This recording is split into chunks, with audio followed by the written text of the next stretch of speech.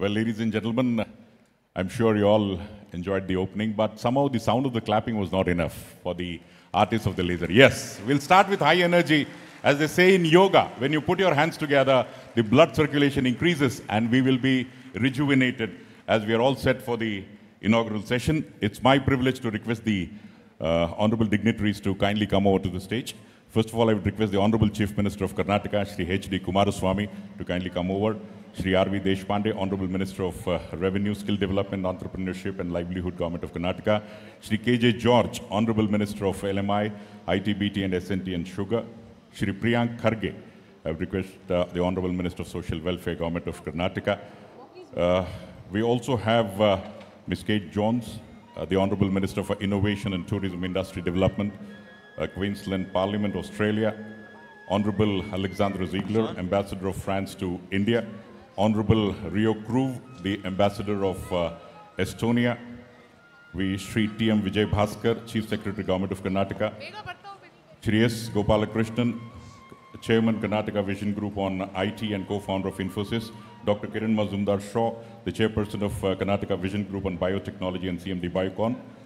Dr. Omkar Rai, Director General, Software Technology Parks of India, New Delhi. Shri Gaurav Gupta, Principal Secretary, Department of ITBT and SNT, Government of Karnataka. Ms. Vinod Priya, the Director of ITBT, and Shri Shailendra Tyagi, Director of STPI.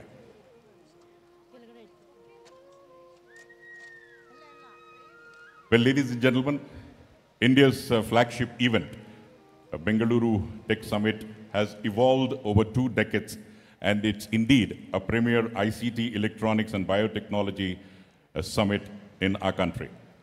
More importantly, this has been a strategic platform for industries, technologies, and of course, worldwide to understand and leverage the latest innovations and technical repercussions on the businesses and daily lives. On behalf of Department of IT, BT and SNT, Government of Karnataka and the Software Technology Parks of India, Bengaluru, I am Shankar Prakash, extending a very, very warm welcome to all of you, ladies and gentlemen, for the inaugural session of Bengaluru Tech Summit 2018. From moving to 18, and of course, ತಮ್ಮೆಲ್ಲರಿಗೂ ಅಚ್ಚ ಕನ್ನಡದಲ್ಲಿ ಕರ್ನಾಟಕದಿಂದ ಹೃತ್ಪೂರ್ವಕ ಆದರದ ಸ್ವಾಗತ ಸುಸ್ವಾಗತ. As per the wonderful traditions of the state of Karnataka, we are starting the event with the Nadagite. I would request all of you to kindly stand up for Jaya Bharata Jananiya Tanujate Jaya He Karnataka Mate Nagachandrika Bhatt, and of course Purnima will render the Nadagite.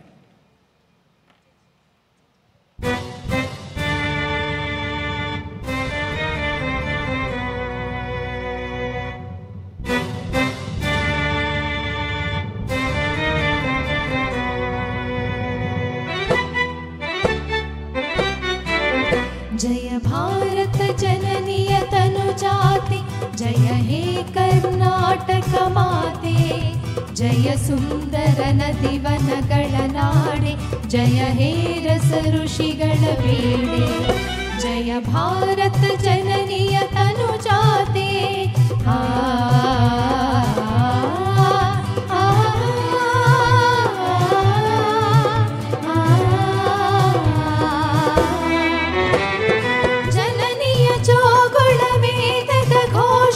ಜನನಿಗೆ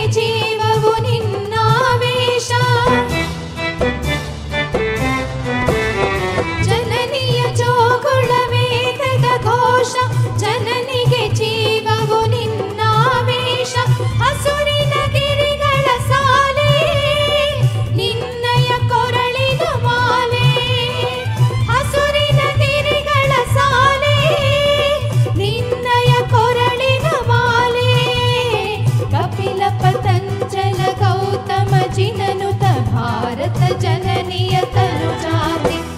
जय भारत जननीय तनुजाते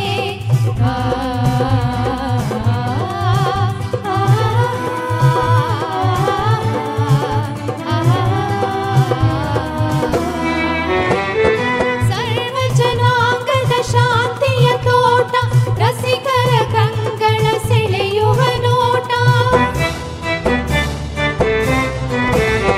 ಸರ್ವಜನಾಂಗದ ಶಾಂತಿಯ ತೋಟ ರಸಿಕರ ಕಂಗಳ ಸೆಳೆಯುವ ನೋಟ ಹಿಂದೂ ಕ್ರೈಸ್ತ ಮುಸಲ್ಮಾನ ಪಾರಸಿಕ ಜೈನರು ಧ್ಯಾನ ಹಿಂದೂ ಕ್ರೈಸ್ತ ಮುಸಲ್ಮಾನ ಪಾರಸಿಕ ಜೈನರು ಧ್ಯಾನ ಜನಕನ ಹೋಲುವ ದೊರೆಗಳ ಧಾಮ ಕಾಯಕ ವೈಣಿಕರ ರಾಮ ಜಯ ಭಾರತ ಜನನಿಯ ತನುಜಾತೆ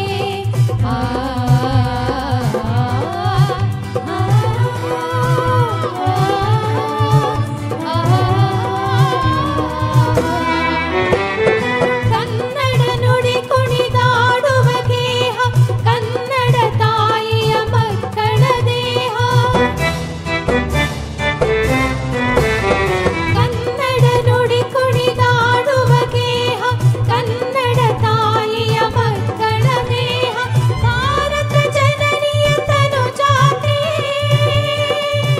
ಜಯ ಹೇ ಕರ್ನಾಟಕ ಮಾತೆ ಜಯ ಸುಂದರ ನದಿ ವನಗಳ ನಾಡೆ ಜಯ ಹೇ ರಸ ಋಷಿಗಳ ವೀಣೆ ಜಯ ಭಾರತ ಜನನಿಯ ತನುಜಾತೆ ಜಯ ಹೇ ಕರ್ನಾಟಕ ಮಾತೆ ಜಯ ಸುಂದರ ನದಿ ವನಗಳ ನಾಡೆ ಜಯ ಹೇ ರಸ ಋಷಿಗಳ ವೀಣೆ ಜಯ ಭಾರತ ಜನನಿಯ ತನುಜಾತೆ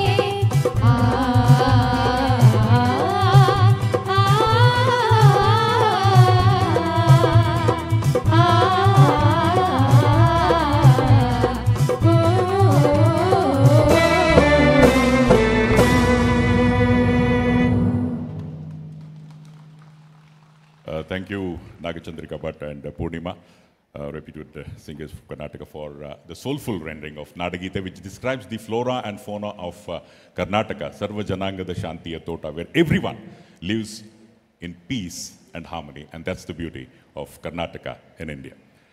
Well, ladies and gentlemen, just sit back for the next couple of minutes. On this LED screen, we'll be watching the Bengaluru Tech Summit video. I'd request for the video to be played, please. Video.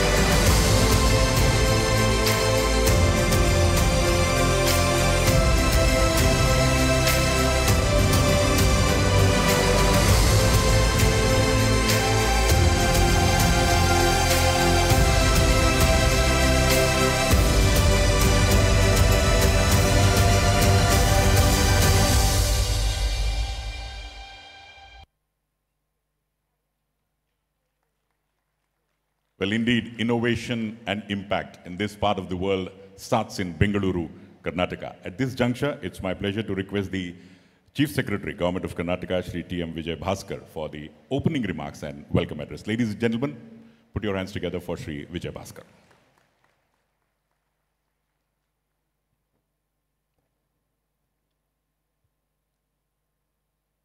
Shri H.D. Kumaraswamy, Honorable Chief Minister, Government of Karnataka, Shri K.J. George, Minister of Large and Medium Industries, ITBT, Shri R.V. Deshpande, Honorable Minister of Revenue, Shri Priyank Karge, Honorable Minister for Social Welfare, Honorable Ms. Kate Jones, Minister for Innovation and Tourism, Queensland Parliament, Australia, dignitaries on the dais, dignitaries of the dais, ladies and gentlemen. It's my pleasure to be present at the state's flagship event on IT and BT, Bengaluru Tech Summit 2018. I have the privilege of giving introductory remarks and also welcoming the dignitaries and other participants at the greatest tech show of the country. Innovation across the world is the buzzword. Governments are focusing more and more on innovation across sectors. Karnataka state has always taken a lead in promoting innovation through various initiatives. We have established linkages between educational institutes, industry, and R&D institutions. The state government has over the years established a consultative mechanism for taking policy initiatives to create sustainable and innovative solutions for society. Constituting vision groups on information technology, biotechnology, and science and technology are a standing proof of the state government's consultative mechanism. The vision groups have given valuable suggestions and guidance to the state government for taking up initiatives which could sustain leadership position of the state in the knowledge sectors.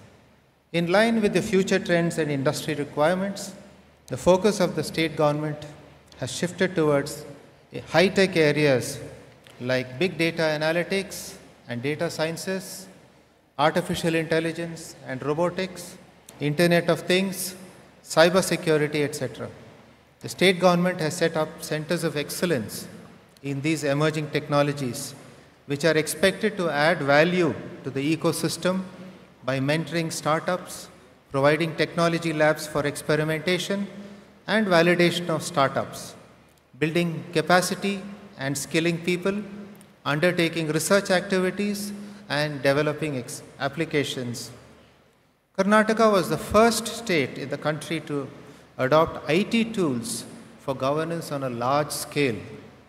We have come a long way in e-governance, yet there is much to do, especially to empower the citizens of the state living in our towns and villages. The Government of India, under the National Optic Fiber Network, has laid fiber to a majority of the villages in the state. The state government would take advantage of this high-speed fiber connectivity and provide last-mile connectivity to various government institutions and individuals at the village and town level. This 21st edition of Bengaluru Tech Summit, with its focal theme Innovation and Impact, is expected to give a big boost to the culture of innovation and entrepreneurship. I have the privilege of welcoming the dignitaries on the dais. I first of all welcome Honorable Shri H.D. Kumaraswamy, Honorable Chief Minister, Government of Karnataka.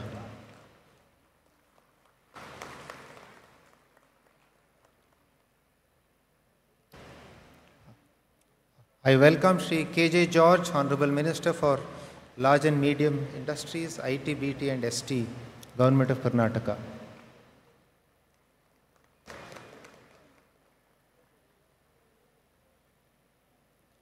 I welcome Her Excellency Ms. Kate Jones, Honorable Minister for Innovation and Tourism, Industry Development, Queensland Parliament, Australia.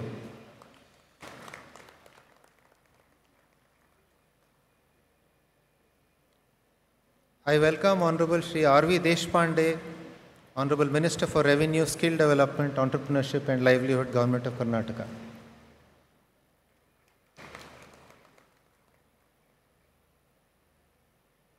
I welcome Shri Priyank Karge, Honorable Minister for Social Welfare, Government of Karnataka.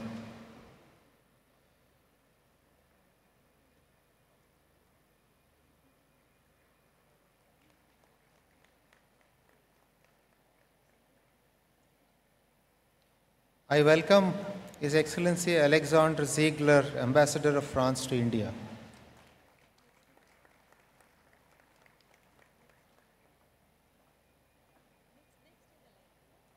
I, I welcome His Excellency Riho Kruv, Ambassador of Estonia to India.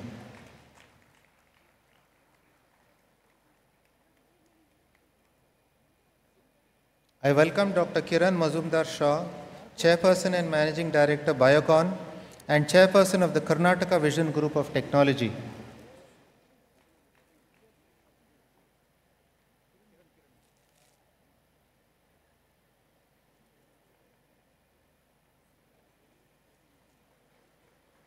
I welcome Sri S. Gopal Krishnan Krish, co-founder Infosys and Chairman Axelar Venture and Chairman of the Karnataka Vision Group on Information Technology. I welcome Dr. Omkar Rai, Director General Software Technology Parks of India, New Delhi.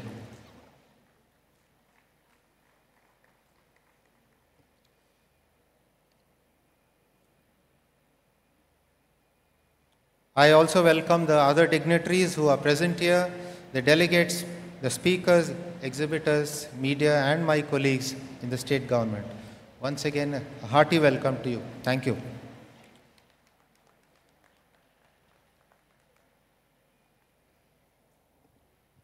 Thank you, Sri T.M. Vijay Bhaskar, the Chief Secretary, Government of Karnataka, for the opening remarks and the cordial welcome address. We have the Director General of STPI, Dr. Omkar Rai, on the stage. I would request Dr. Omkar Rai for his address. Ladies and gentlemen, please put your hands together and welcome Dr. Omkar Rai.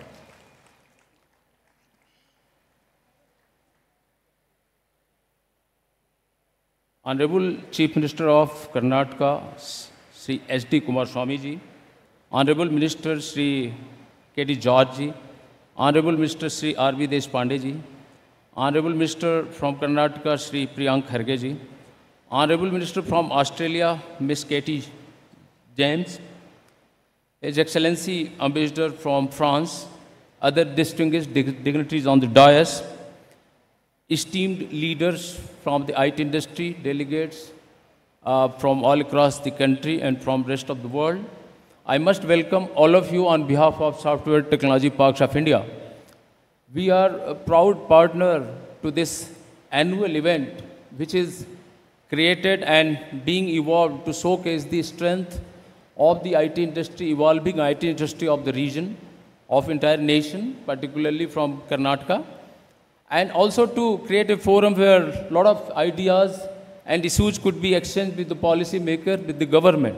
As a matter of great pleasure, the entire government from the states is nurturing the IT industry. For a long time, our association with government of Karnataka dates back last 21 years, and this event is also 21 years old.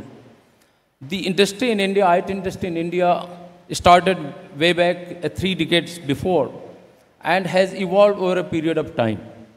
At this juncture, IT industry of India is the unquestioned world leader in IT outsourcing, with 56% of the share in the outsourcing business in the world.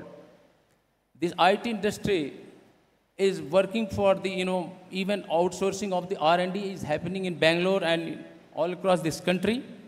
And it is rightly powering the R&D of entire world. And that is why the quote with which the Bengaluru Tech Summit starts, that world innovates at Bangalore, is absolutely true in letter and spirit.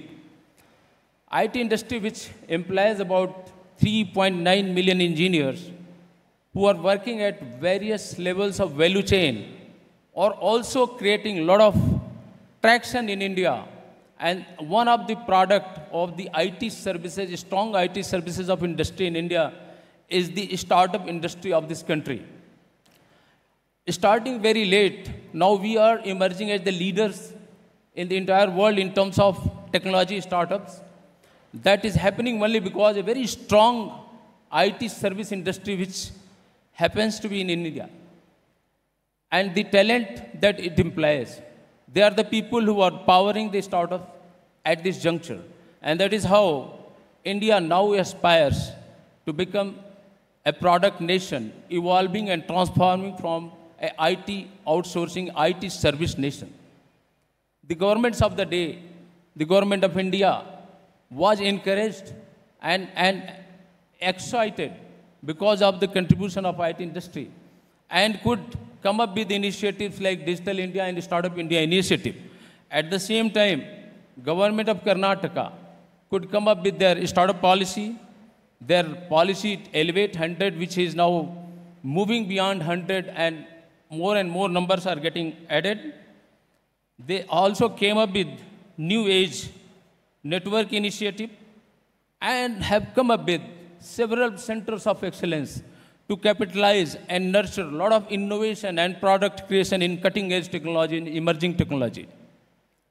I would say that the times are very great, and the whole collaborative framework that is powered by the veterans of IT industry, leaders of the IT industry, who are themselves coming forward and mentoring the centers of excellence, promoting the innovation, promoting the startups of this country.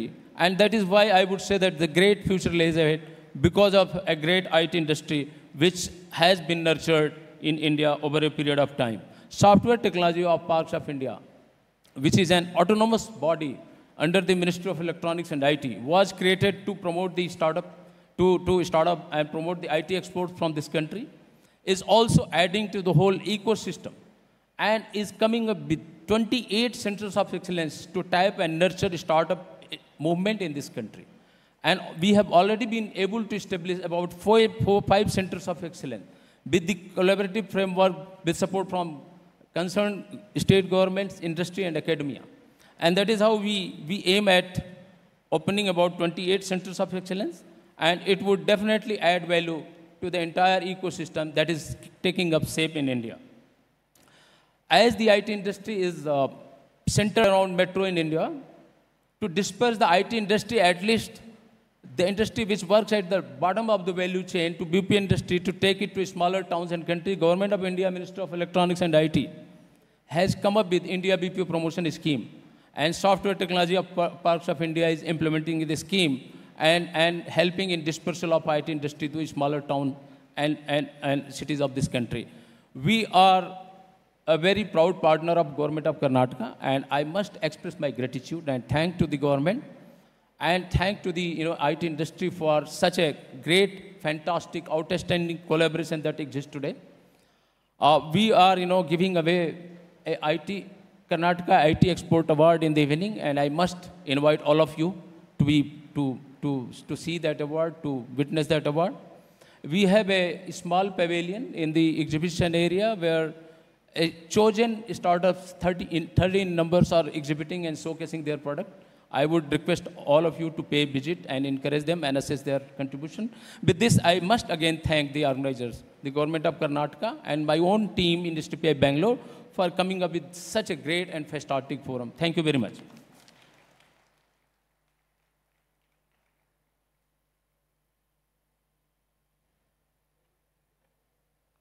Thank you, Dr. Romkar Rai. STPI has always been a great support towards the event. At this juncture, ladies and gentlemen, we now move on to the important aspect of today's event. It's my privilege and pleasure to request the Honorable Chief Minister of Karnataka and the dignitaries to kindly move to the right-hand side of the stage and light the lamp to signal the beginning of a new era in the history of Karnataka, the formal inauguration of Bengaluru Tech Summit 2018. ಸನ್ಮಾನ್ಯ ಮುಖ್ಯಮಂತ್ರಿಗಳಾದ Shri H D Kumaraswamy ಅವರು ಹಾಗೂ ಎಲ್ಲ ಗಣ್ಯರು ದೀಪವನ್ನು ಬೆಳಗಿಸೋದ್ರ ಮುಖೇನ Bengaluru tech summit 2018ರ ಸಾಂಪ್ರದಾಯಿಕ ಆರಂಭವನ್ನು ಮಾಡ್ತಾ ಇದ್ದಾರೆ. Well, ladies and gentlemen, all of us we can do one simple thing, putting our hands together and say we are with the government of Karnataka in this endeavor, the traditional lighting of the lamp.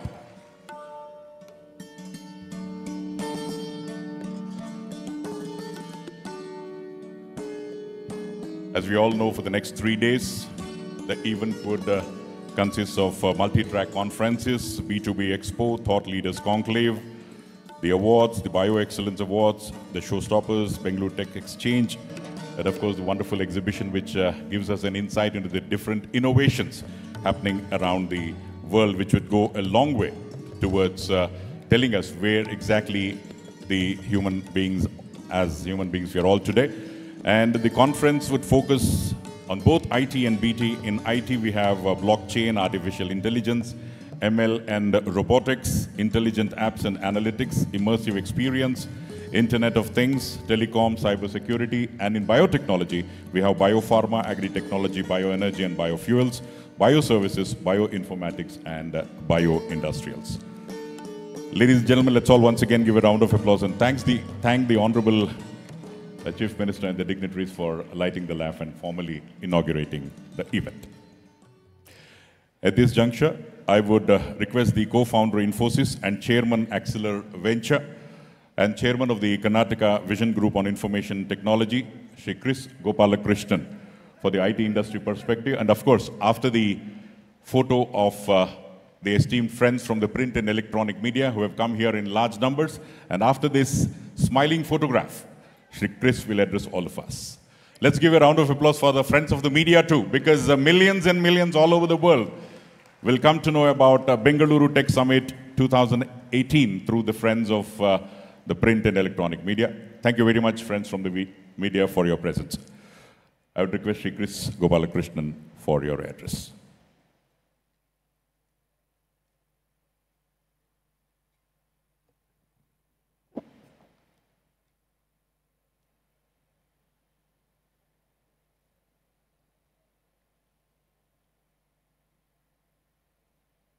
Dignitaries on the dais, off the dais, speakers, delegates, friends from the industry, friends from the media. It's an honor and privilege for me to welcome you all on behalf of the Vision Group on IT, Government of Karnataka, to the 21st edition of Bengaluru Tech Summit. We all know Bangalore is the innovation capital. It has the largest number of IT professionals working in the country. It has the presence of several research and development centers of multinational corporations, both Indian and global. It has the premier academic institutions in the country. It has the premier research arms of defense, aerospace, space organizations. It has the largest cluster of biotech companies, biotech research facilities. And it has the largest number of startup companies in the country. And hence it is only appropriate that we celebrate that innovation ecosystem every year through this annual event. It's a celebration by the industry, by all the participants in this, along with the government of Karnataka. That's the first message. The innovation is the key for Karnataka and for Bangalore. You know, Karnataka saw the need to invest in knowledge industries and created that ecosystem, the innovation ecosystem, that has resulted in Bangalore and Karnataka being the innovation capital. The second aspect I want to share with you is about entrepreneurship. There's a culture of entrepreneurship in Bangalore and Karnataka. And here I want to use an example of an entrepreneur because today is the 40th anniversary of the starting of Biocon, and Kiran is here today. The reason I want to remind you of that is this phenomenon, startup phenomenon, is not new. It's at least 40 years young. And then, of course, you have companies like Infosys, Wipro, Flipkart, the new generation companies are all headquartered here in Bangalore.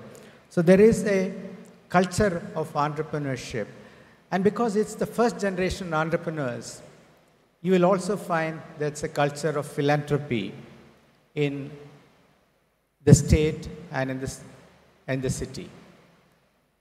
The last point I want to make is about partnership.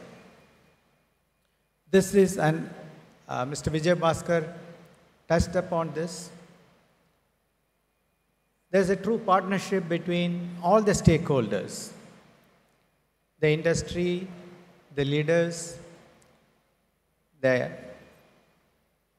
employees of the industry, the academic institutions, and the government and civil society all coming together in a true partnership mode. There will always be challenges, but it's our partnership, our coming together to work on these challenges, problems, celebrate our successes, support each other, that has made Bangalore unique in the country. And Tech Summit, this Tech Summit is actually an instance of that partnership. So on this occasion, I want to congratulate the government of Karnataka. Continuously holding an event for 21 years is not very easy.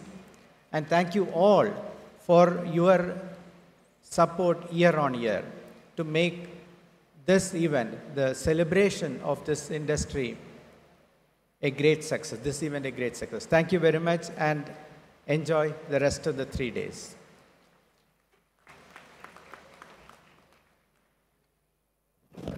Thank you, sir, for your IT industry perspective and several pointers for the upcoming entrepreneurs in terms of startups. Thank you, Chris Gopalakrishnan. I would now request the chairperson and managing director of Biocon, the chairperson of Karnataka Vision Group on Biotechnology, Dr. Kiran Mazumdar-Shaw, for the BT industry perspective. Ladies and gentlemen, put your hands together for Dr. Kiran Mazumdar-Shaw. Honorable Chief Minister, Shri Kumaraswamy, ministers, dignitaries on the dais, delegates, distinguished invitees, ladies and gentlemen, I can proudly claim that we celebrate the 40th anniversary of the Indian biotech sector because I had the pleasure of pioneering this sector 40 years ago. I do believe that in Karnataka, we have taken huge leads in ensuring that we create a very vibrant and enduring biotech sector. We no longer refer to it as the biotech sector, we now refer to it as a bioeconomy because we've clearly seen that biotechnology and life technologies in general have huge impact on the economy in several ways, whether it is healthcare, environmental sustainability, industrial productivity, agriculture, and now more and more digital biotechnology, digital healthcare, and many other aspects of what the convergence of technology is creating for all these sectors. It is with this in view that Bengaluru decided to have a technology summit which saw the convergence of various new age technologies coming together to create a new economy. And in this, I am pleased to say that we now can speak of a bioeconomy that is valued in 2018 as a $53 billion economy, of which the agri-biotech sector, which I believe is only starting, accounts for 11% of this particular sector. Industrial biotechnology is only seeing the start of what it can do, and it is a size of $5 billion. Bioenergy has a huge role to play in India's strategy towards towards energy independence. And although it is only registering a size of $5 billion today, I have no doubt that this is what will actually be a very large component of the bioeconomy in the years ahead. Bio-IT and contract research accounts for $7 billion today, but as I mentioned earlier, these are the starting years of bio-IT and digital technologies that pervade the life sciences sector, and I have no doubt that this is also going to be a very large sector in the years ahead. We are already seeing the use of gene editing technologies. We are seeing the emergence of data science, data analytics, machine learning, and AI in life sciences, which of course is going to be a huge transformational factor in the way we look at diagnosis, the way we look at looking at disease, agriculture, sustainability, and everything else that impacts us in our daily lives.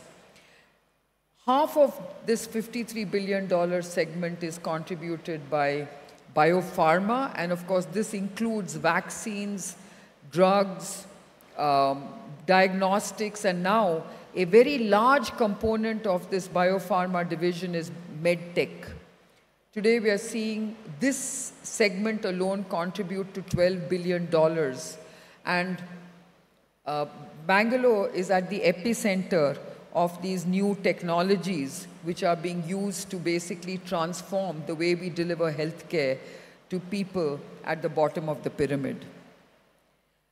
We have seen almost 2,000 biotech startups across the country, of which 600 are based right here in the state of Karnataka. This has attracted an investment of almost $4 billion. In terms of the biotech sector, which has evolved over the years, we have nearly 600 registered biotech companies, a third of which are in Karnataka. And what is interesting is that in the last 1 year, we have seen an investment of $3 billion in this particular sector. So this is a sector which has a huge impact on our economy. This is a sector which, of course, has been the hallmark of Karnataka. And as Vision Group chairperson, I must say that we have had a very, very close and partnering relationship with the government. And as you know, we have always prided ourselves in Karnataka of having this very, very symbiotic relationship between academia, industry, and the government, especially at the Vision Group model, which has really allowed us to deliver some far-reaching policies. And Karnataka has always taken the lead of being the first to come out with an IT policy, a biotech policy, a startup policy, an electric vehicle policy, a rare disease policy, and so on and so forth.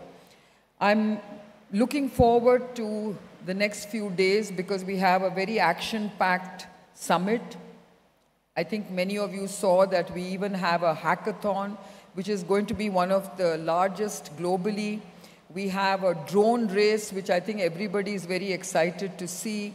And we have many other very exciting launches and promotions, which I think is going to engage everyone in a way that has not been seen before.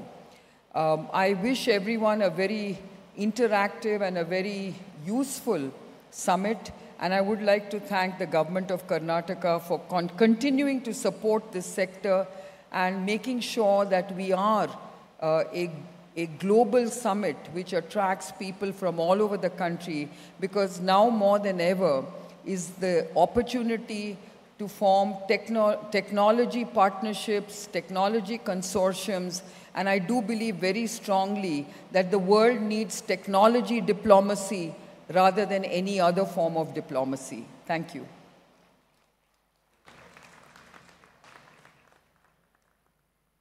Well, ladies and gentlemen, that was a highly positive perspective and future by Dr. Kiran Mazumdar-Shaw, and of course, technological diplomacy. Thank you, ma'am, for your address. At this juncture, I would request the Honorable Chief Minister of Karnataka to kindly release the compendium of the event, the program document, which gives us an insight into the various aspects for the next 3 days, the parallel sessions being held in different halls, as the next 3 days is fully packed with several presentations from both the IT industry as well as the biotechnology industry.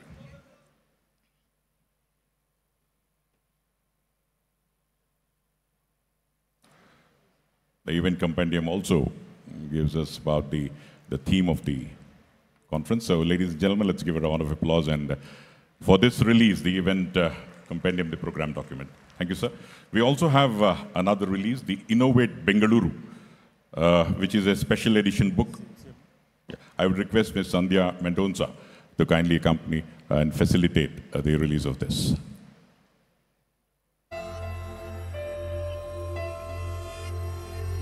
It's easy to lose a sense of connection living in a city.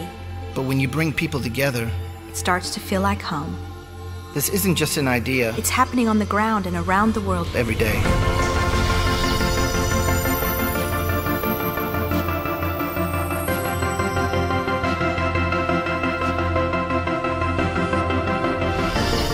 Innovation may seem like magic. But at its core, It's about finding a simpler way to do something. social minimalism. Find a simpler way to do something.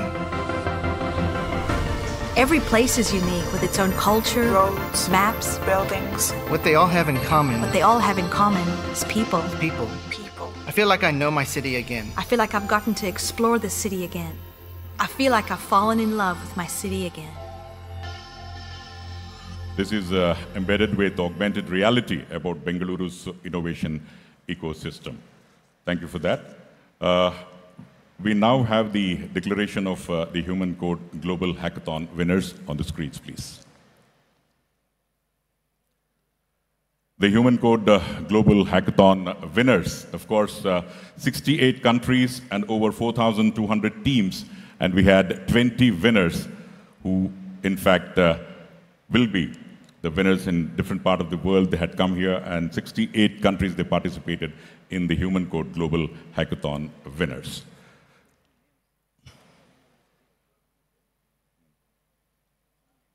We have Santosh Pai from USA, Vinay Sudhakaran of India. It's the long list. Sanjay, India, Mr. Anmol Saxena, Mr. Amitabh Tiwari. We have Yane Maneem, Anurag Singh, Harish Kumar, Ranjit Rao, and Samir Raj Dole from India.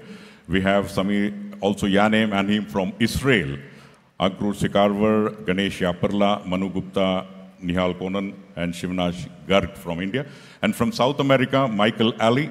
From North America, we have Louis Eduardo, and from Asia, Harishta Agam, and from India, Irfan Khan. So the list is all there, and I think all of us forgot one duty of giving a round of applause for all these winners. Yeah.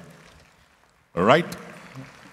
And we also have the KGIS Hackathon winners, which carry the first prize of 3 lakhs, and then followed by 2 lakhs and 1 lakh third prize, Mr. Murli Mohan, Shri Gaurav Goyal, and Shri Ikram Shah. Congratulations to all the winners. I would now request the Honourable Minister for Innovation and Tourism, Industry Development, Queensland, Parliament, Australia, Ms. Kate Jones, to kindly address all of us. Put your hands together for the Honourable Minister.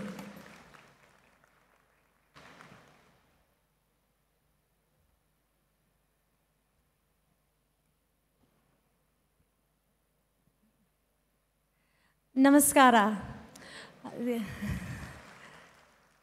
The Honourable Chief Minister, the Honourable Deputy Chief Minister, Minister George, my new friends, Chris and Kiran, Secretary Gupta, the Queensland Trade Commissioner, Gitesh Agarwal, and Susan Grace, the Consul General of Australia for India, all distinguished guests, and most excitingly, all the delegates from all around the world that have come to the Bengaluru Tech Summit. I am so honoured and privileged to be so warmly welcomed here to your Tech Summit. I'm here on behalf of the Queensland Government, but of course also representing my country, Australia. My home state of Queensland has so much in common with Connecticut. It has a lot, we share a love of cricket, of course. We are states that are leading economic growth for our countries. We are a young and growing population. We pride ourselves on the ease of business in our state, and of course, we have a passion for innovation. We also face similar challenges as countries that are embracing, but we understand that our future is in embracing innovation and science to tackle these challenges. In particular, we are focusing on limiting our resources, our reliance on carbon-intensive resources, such as coal, to find new ways to meet our energy needs. And in fact, in Queensland, we have a 50% renewable energy target by 2030. This is enabling us to have an $8 billion renewable pipeline underway in our state right now. And we are also, just like here, looking at bioenergy solutions for our future. We also have Australia's first ever electric vehicle highway. And I must say, as the Minister for Tourism, you can actually drive from the Gold Coast to Cairns. We are also seeking, like you, to feed a growing population and ensuring that we use technology to make it more efficient and sustainable. We also have increasing demands for healthcare and tackling health issues specific to subtropical and tropical climates. So for me, these are very opportunities for shared collaboration and into the future between our two states. And in Queensland, just like here in Connecticut, we are taking these opportunities with both hands. You have Innovate Connecticut and we have Advance Queensland. We understand, just like the wonderful leadership on stage here today, that governments must lead by example, that we also have to facilitate the collaboration between industry, business, our universities and researchers and our government. And that's why, through our Advanced Queensland program, we are investing more than $650 million to ensure that we are developing partnerships with global leaders in the areas of research and technology that have been mentioned by some of the other speakers here this morning.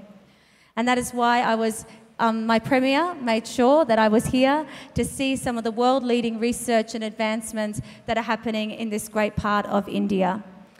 And just quickly, some of you might not know that Queensland also has a long history of innovating. But we're working really hard now to grow our ecosystem, and our goal, just like here, is to be Australia's largest startup and innovation hub.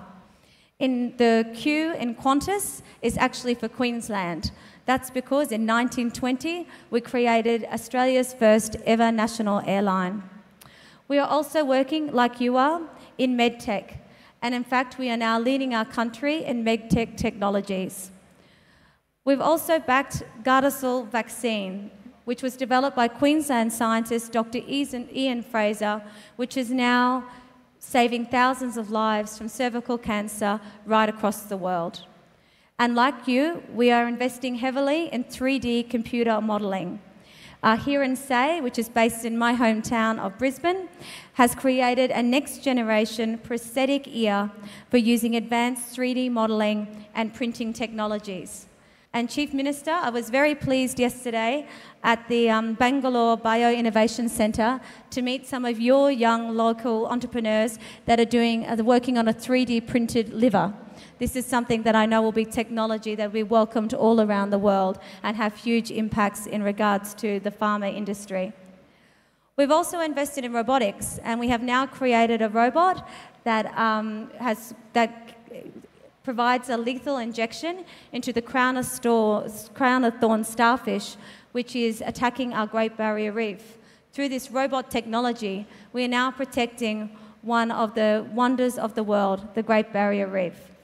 But of course, as I said, these are industries that we are backing, but I'm sure many of you might be also familiar with Fruit Ninja, which was also a Queensland invention.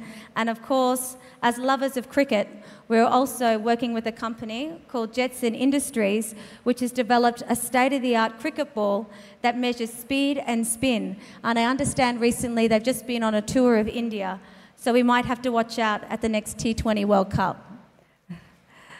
So for us, we understand that our future is very much based in global partnerships. And that is why I'm so proud to be here on behalf of Australia and the Queensland Government to say that our door is open.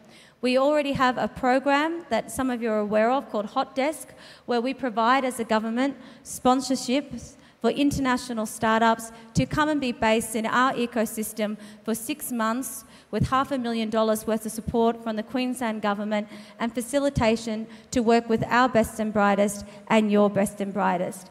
So last night I had the great privilege of also launching the very first Queensland-India trade and investment strategy, and it would be my great honour, Chief Minister, if you would accept this on my behalf. I'm so excited about the opportunities between our two states. India is thriving. This is a young, energetic state. It is infectious. You are doing a great job, and I truly hope that I can be back here next year. Dhanyawad.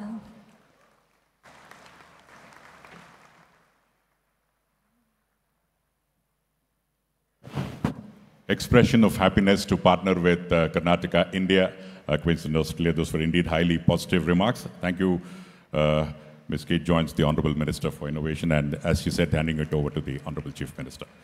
I would now request the Honourable Ambassador of France to India, His Excellency Mr. Alexandre Ziegler, to address all of us. Ladies and gentlemen, the Honourable Ambassador of France to Namma India.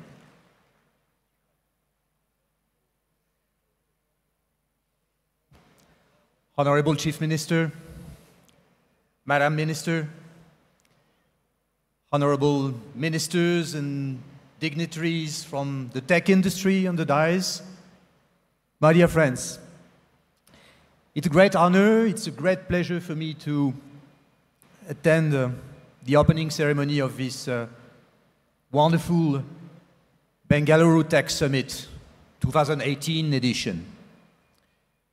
There is no better appropriate place to celebrate technology than here in Bengaluru, which has become, if I may say so, the Silicon Valley of India. Bengaluru is a living example of how information technology is transforming the world. I've been here for 2 days. I visited Wipro yesterday. I will visit Infosys later on this afternoon. I've met a lot of startups, and I must say I'm so impressed by the energy, by the amount of innovation that is happening here. This city is also a highly favored location for the French industry, for the French companies. More than 150 companies have set up activities here in Bengaluru. And among them, a large number are active in the IT sector. Yesterday evening, here in Bengaluru, I launched the very first cluster of La French Tech in India. 40 companies were represented, 40 companies that are at the forefront of the digital innovation, of the digital transformation that our societies are going through, and 40 companies that have chosen India, and for most of them, Karnataka and Bengaluru, to develop their activities.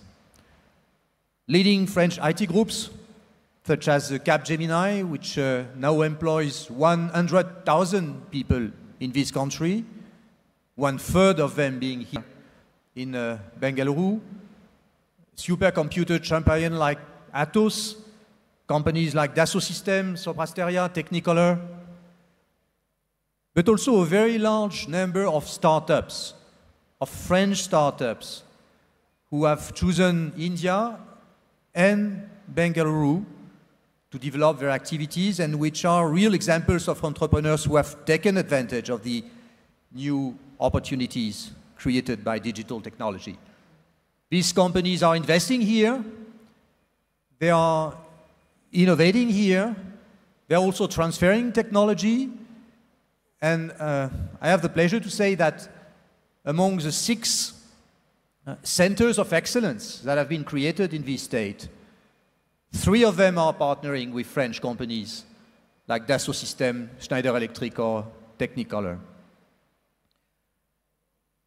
Digital is a key priority for my country. It's a key priority for the French government. This is true when it comes to fostering the innovation ecosystem, but this is also true when it comes to improving international regulations. And I think the first one can't go without the second one. It's at the very core of initiatives that we have launched over the past few months, including the Paris Digital Week that just happened 2 weeks ago in France. And this is, I believe, one more commonalities that we share between France and India. We're not only building a very strong technological ecosystem, we also face the same challenge, and we very much share common values when it comes to regulations.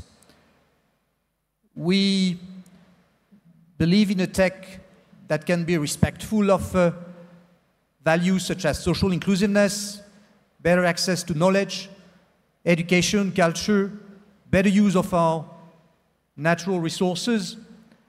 And I think that our 2 countries must be more vocal together on these issues.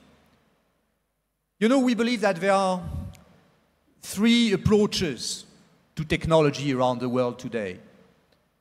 There is a tech for money, there is a tech for control, and there is a tech for good. And we believe in the tech for good. And I think India does also believe in the tech for good. And we should work together for this tech for good. That's the very logic of the French Tech Initiative.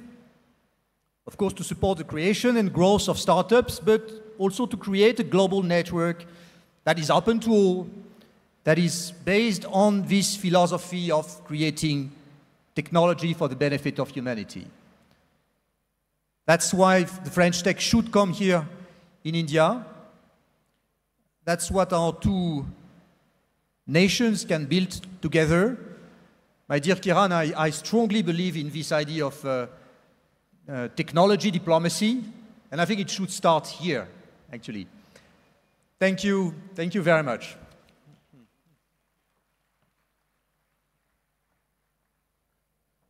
Well, ladies and gentlemen, several initiatives by France strengthening the friendship bond between France and India. Thank you, sir, for your address. At this juncture, I would request the Honorable Minister of Revenue, Skill Development, Entrepreneurship and Livelihood, Government of Karnataka, Shri R.V. Deshpande, to address all of us. So, ladies and gentlemen, dayavitu swagatisi Gauravanvita Sachivarada Shri R.V. Deshpande avaru.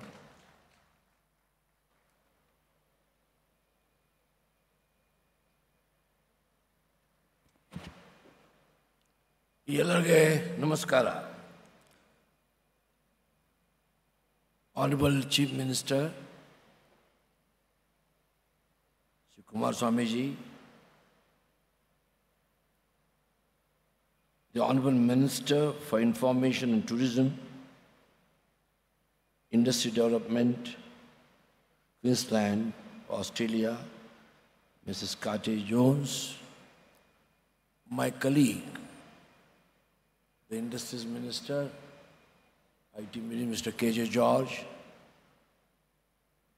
other colleague of mine, Mr. Priyank Khage, Minister for Social Welfare, Dr. Kiran, Chris Gopal Krishnan, our Chief Secretary Bhaskar, the Honorable Ambassadors on the dais, Gaurav Gupta, the Holy Mayor, friends from different countries, friends within the country and the state, and friends from print and electronic media. I do not want to indulge myself more on this summit because already Kiran, Chris Gopal Krishnan, the other speakers, and also Mr. George and the Chief Minister is going to speak. I have to only tell you, friends, Karnataka is a safe bet for investments. those who have invested have flourished. Just now we complimented Kiran on the Biocon's 40th anniversary. We have been working very closely, and we are all proud of her, and we should be all proud of her. Started in a small rented building, and today she is the global leader, pride of India in the world. I compliment her.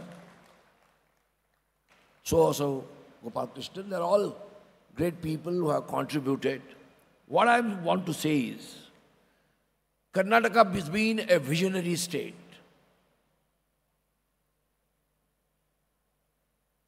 It thinks ahead of time, sometimes ahead of the union government.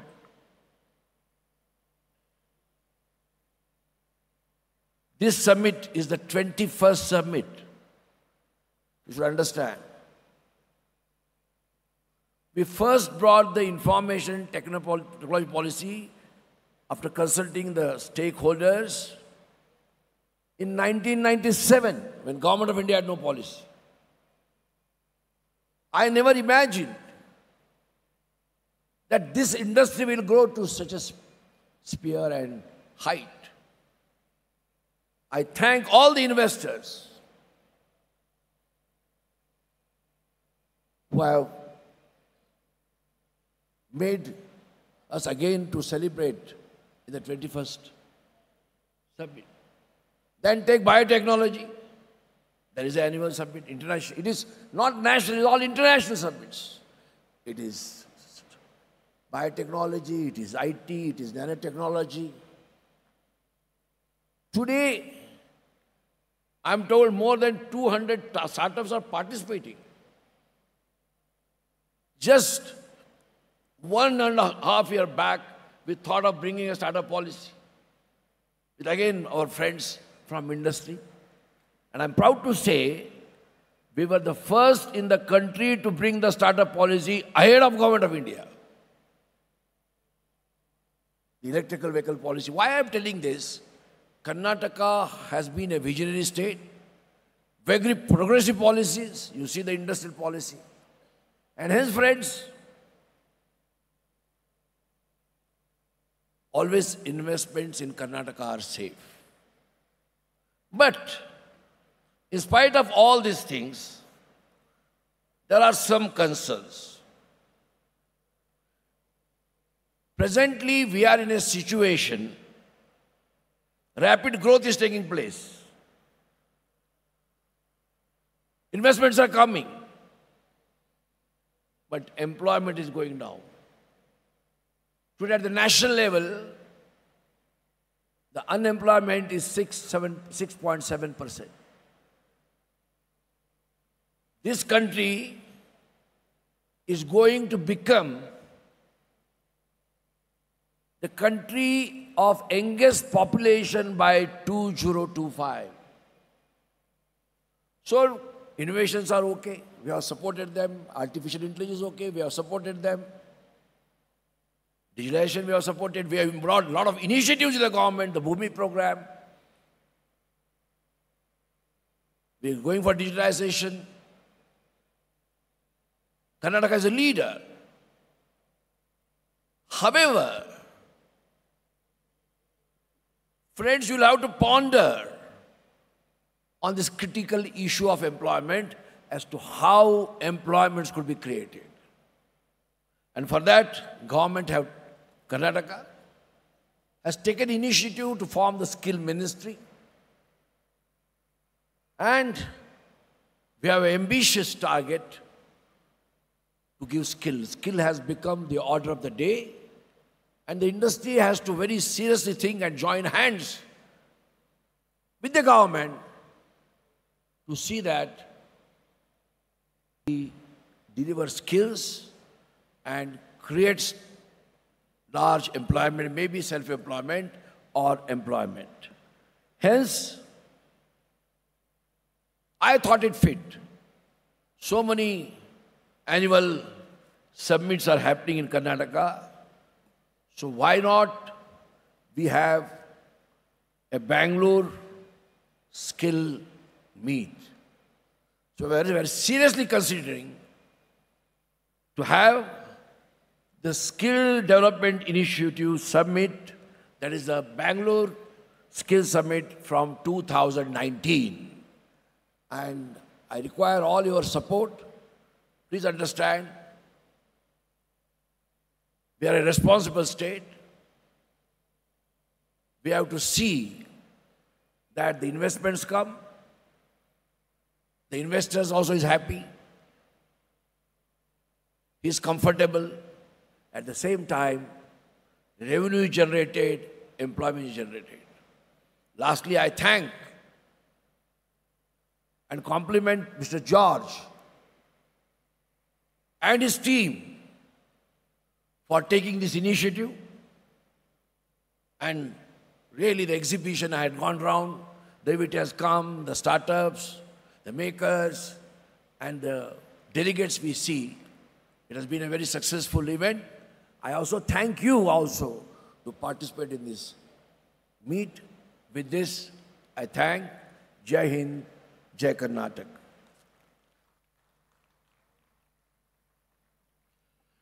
The Honorable Minister Shri R.V. Deshpande, of course, has congratulated all those who have invested in Karnataka and has called upon the entire fraternity to continue to do so. Thank you, sir, for your address. At this juncture, I would request the Honorable Minister of LMI and IT, BT and S&T and Sugar, Government of Karnataka, Shri K.J. George, to address all of us. Ladies and gentlemen, Shri K.J. George.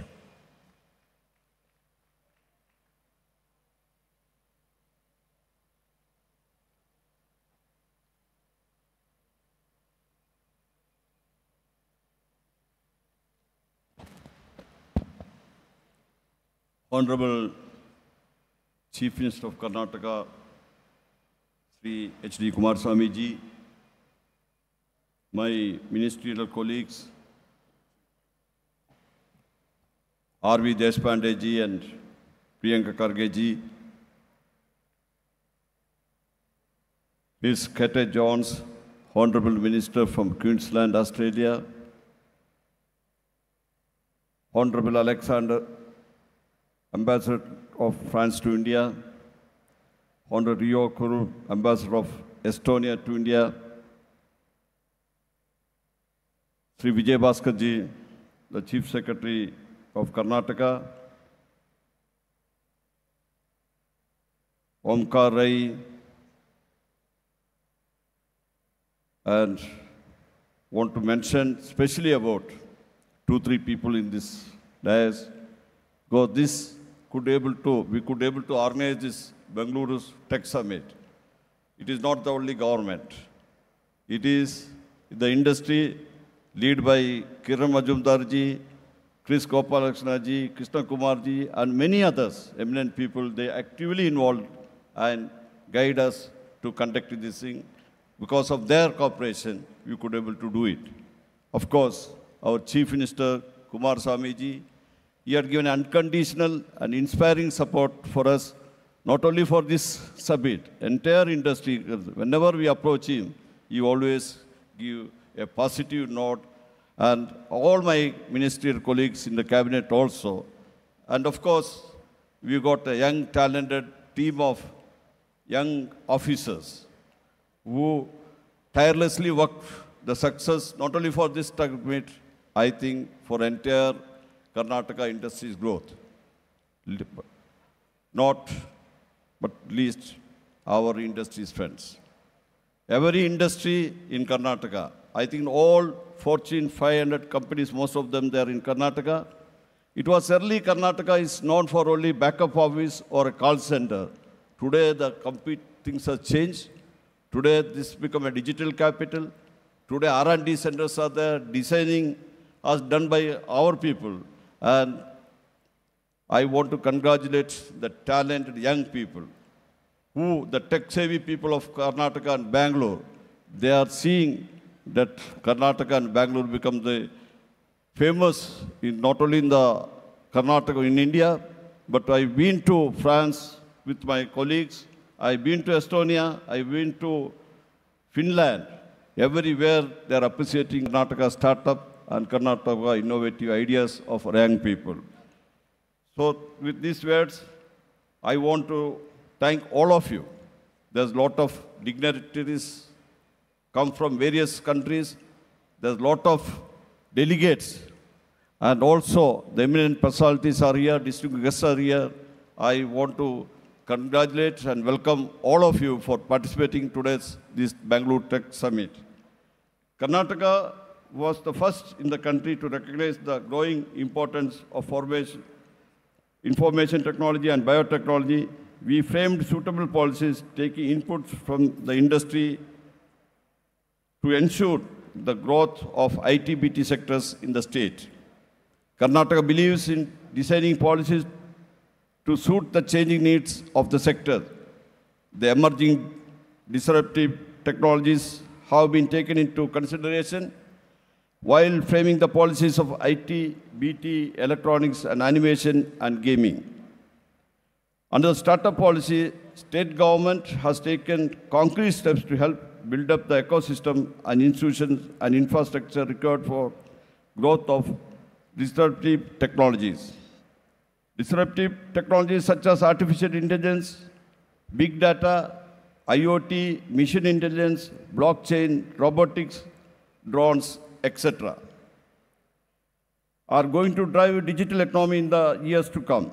The state government has taken initiatives to set up centers of excellence in these disruptive technologies so that we are prepared with adequate resources to ride on the new technologies for accelerating the growth of economy.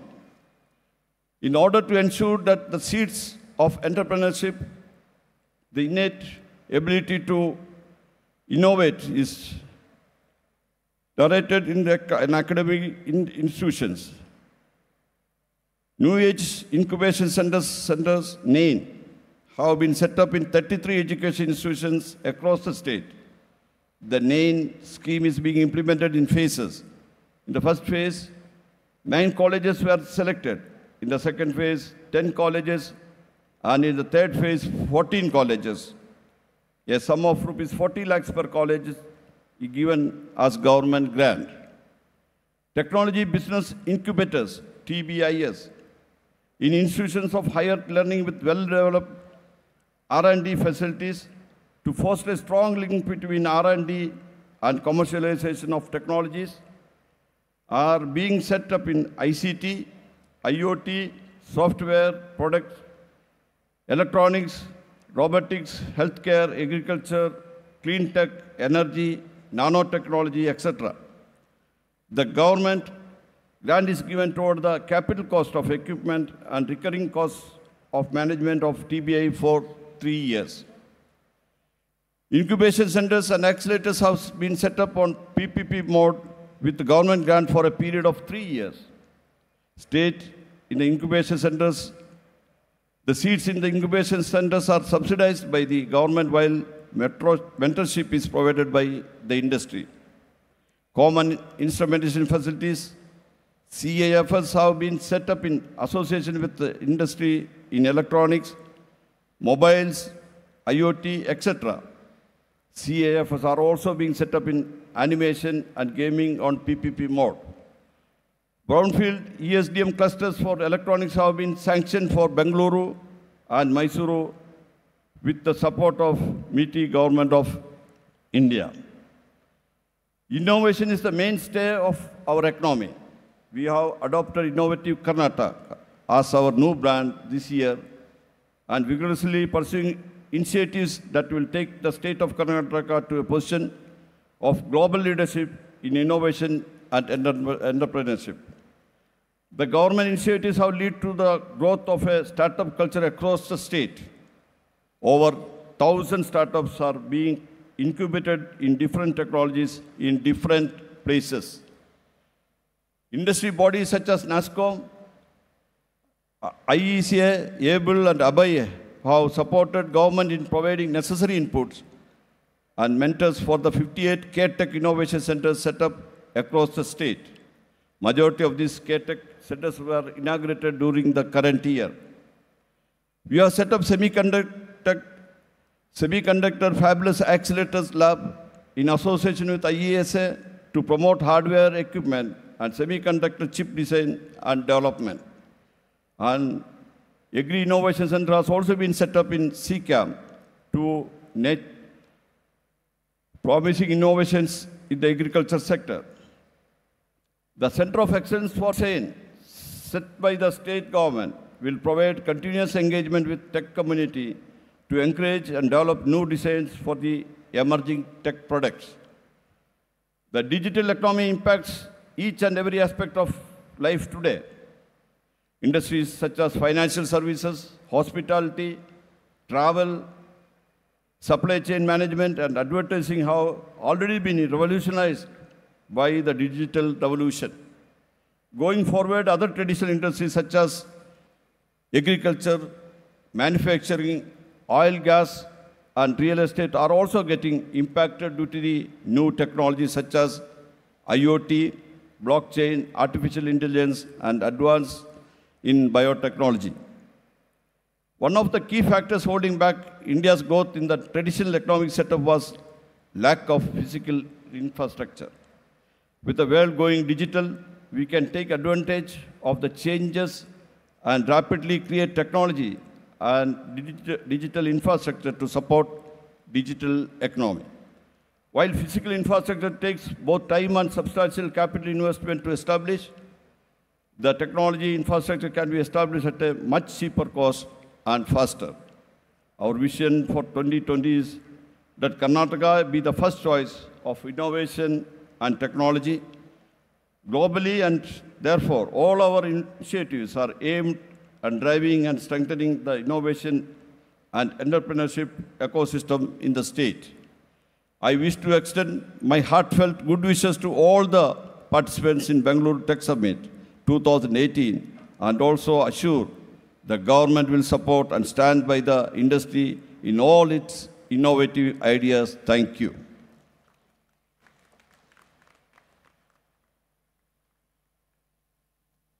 Well, ladies and gentlemen, words of reassurance from the government of Karnataka that the government will always be with the industrial fraternity. Thank you, sir, for your highly encouraging address. It's now my privilege and pleasure to request the Honorable Chief Minister of Karnataka, Shri H.D. Kumaraswamy, to address all of us. ಬಂಧುಗಳೇ, ಕರ್ನಾಟಕ ರಾಜ್ಯದ ಸನ್ಮಾನ್ಯ ಮುಖ್ಯಮಂತ್ರಿಗಳಾದ Shri H.D. Kumaraswamy ಅವರ ಭಾಷಣ.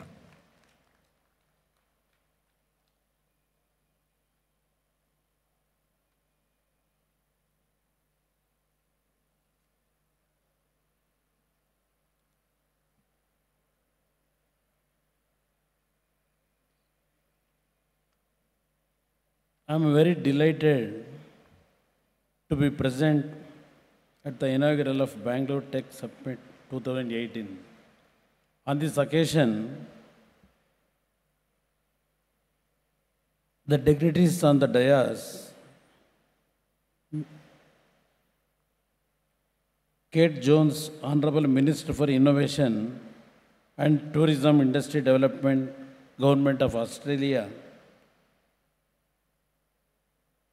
Shri R.V. Deshpande, Minister for Revenue, Skill Development, Entrepreneurship and Livelihood, Shri K.J. George, Minister for Large and Medium Industry, Information Technology, Biotechnology, Science and Technology and Sugar, Priyanka Karge, Minister for Social Welfare, Shri T.M. Vijay Bhaskar, Chief Secretary, Government of Karnataka, Dr. Omkar Roy, Director General, Software Technology Parks of India, Shri Chris Gopal Krishnan, Chairman, Karnataka Vision Group on Information Technology and co-founder, Infosys Limited, Dr. Kiran Mazumdar Shah, Chairperson, Vision Group of Biotechnology and Chairman and Managing Director, Biocon Limited, Shri Gaurav Gupta, Principal Secretary,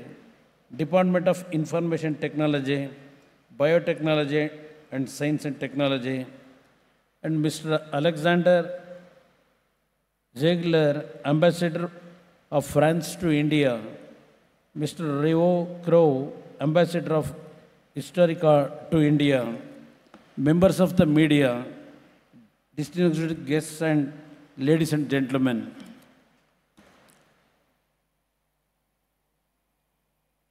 This is the 21st edition of the event. In India, we consider the numericals 1, 11, 21, etc. as auspicious. It is indeed an auspicious occasion as the event is seeing participation by a large number of people engaged in innovation from both India and abroad. The 21st edition of Bengaluru Tech Summit is a celebration of the success of unique ecosystem of the state.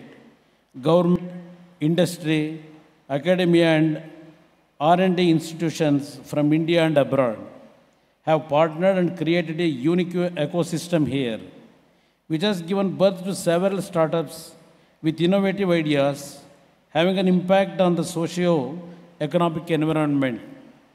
Bengaluru Tech Summit 2018 is also unique in another aspect. The event has been organized by the government and industry together. During the 3 days of the event, industry has organized conference sessions on disruptive technologies, which is a first of its kind at the event. The industry and particularly the industry association have contributed their best in structuring the various sessions at the event. Karnataka has been consistently ranked high when it comes to foreign direct investment and employability. The IT/BT and related sectors have provided direct employment to over 1 million persons and indirect employment to 3 million persons in Bangalore alone. The number of engineering and R&D centers of multinational companies in India has increased from 943 in 2016 to 976 in 2017 as per a study by the consulting firm Zeno. 65% of the MNCs who have their global in-house centers are from the USA. 37% of the GIC centers of MNCs are in Bangalore. This goes to prove that technology engagement in the state is the bedrock of the strong foundation for investments. Karnataka is indeed the first choice for technology investments worldwide. Bengaluru Tech Summit 2018 as the focal theme, innovation and impact, particularly in view of the convergence of technologies such as artificial intelligence, IoT, blockchain, etc. The new technologies help in providing solutions for the challenges faced in health, education, agriculture, energy, etc. sectors. While the big players have an advantage, it is the SMEs and startups which need encouragement. The state government, through startup policy, intends to support and encourage startups in providing solutions to several challenges faced by society. The Grand Challenges scheme provides opportunities for social innovation having wide-ranging beneficial impact on the quality of life. Government on its part is doing its best to ensure that innovation thrives and flourishes in the state of Karnataka. We would like to be a leader in the transformation of India through digitalization. We are aware that there are certain legal hurdles coming in the way of commercialization of new and innovative ideas. We have decided to set up a Karnataka Innovation Authority through a statute. The authority will be headed by the Chief Minister. We are also setting up a legal framework for protection of intellectual property. A blockchain-based IP registry marketplace would be established where ideas will be protected for enabling commercialization. The state government has been doing its best bit to encourage and promote innovation through funding support under the Elevate program. Government grant of up to 50 lakh is provided to the startups having innovative ideas for providing solutions to several challenges in the socio-economic sphere. 77 startups have been approved for funding this year. A sum of rupees 16 crores has been earmarked for this. Further, in order to ensure that the backward regions of the state, particularly in the Hyderabad, Karnataka region, also benefit from such initiatives, we have started the Accelerated Assisted Elevate for the startups hailing from the Hyderabad, Karnataka region.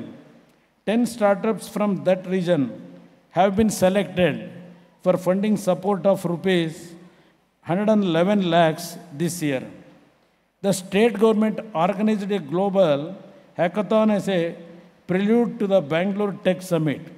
68 countries participated in the global hackathon and 20 have been selected for award-winning ideas. The 20 winners would be given prizes at the Bengaluru Tech Summit. The solutions are proposed by these winners and other participants would be used by the state government to enhance citizens' life in Karnataka. Terrablue, which is a startup incubated at Bengaluru Bio Innovation Center, has developed wearable device for early detection of epilepsy and other neurological disorders. Another incubity, String Bio, has won the Future Food Asia Award for innovative technology of converting waste gas to fuel. These are a few examples of success stories of startups in Karnataka. I strongly believe that innovation and entrepreneurship will be the driving forces in the years to come. We have set up 58K Tech Innovation Centers across the state, majority of which are outside Bengaluru. An Agri Innovation Center has been set up in Bengaluru in association with CCAM in order to encourage and nurture promising innovations in the agriculture sector. We believe that designing will be the engine for driving future technology innovations, and hence a center of excellence for design of tech products has also been sanctioned in Bangalore. We have also embarked on developing global innovation alliances with countries which are ahead of us in developing the ecosystem for innovation and entrepreneurship. Bangalore is ranked 20th among the global innovation cities of the world. We have set up a framework for innovation engagements with global leaders to ensure a systematic and strategic approach to developing and leveraging our international partnerships. Technology sharing and promoting joint R&D projects are key strategies that the state government has adopted in order to engage with the leading innovations ecosystems. Bangalore Tech Summit is an ideal platform for the exchange of ideas and technology. The event would provide right inputs to chart the way forward for technology-enabled growth of the state. The event is a forum for knowledge exchange, networking with the thought leaders and global influencers with takeaways of ideate, innovate, and invent. I wish all you very meaningful participation at the Bengaluru Tech Summit 2018. Before completing my few words, I particularly compliment and congratulate Mrs. Kiran Muzumja because of her successful journey in biotechnology, not only from Karnataka, in the entire world. She is the root cause in biotechnology. She is the leader in the world in this sector. I particularly, my heartiest congratulations to Madam and for her future success in future days. Thank you.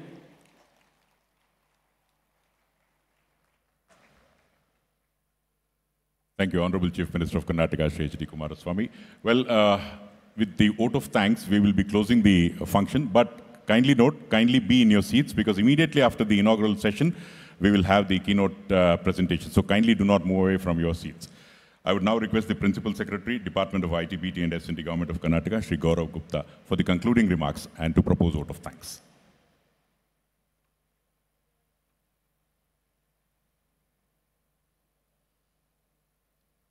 Very good afternoon.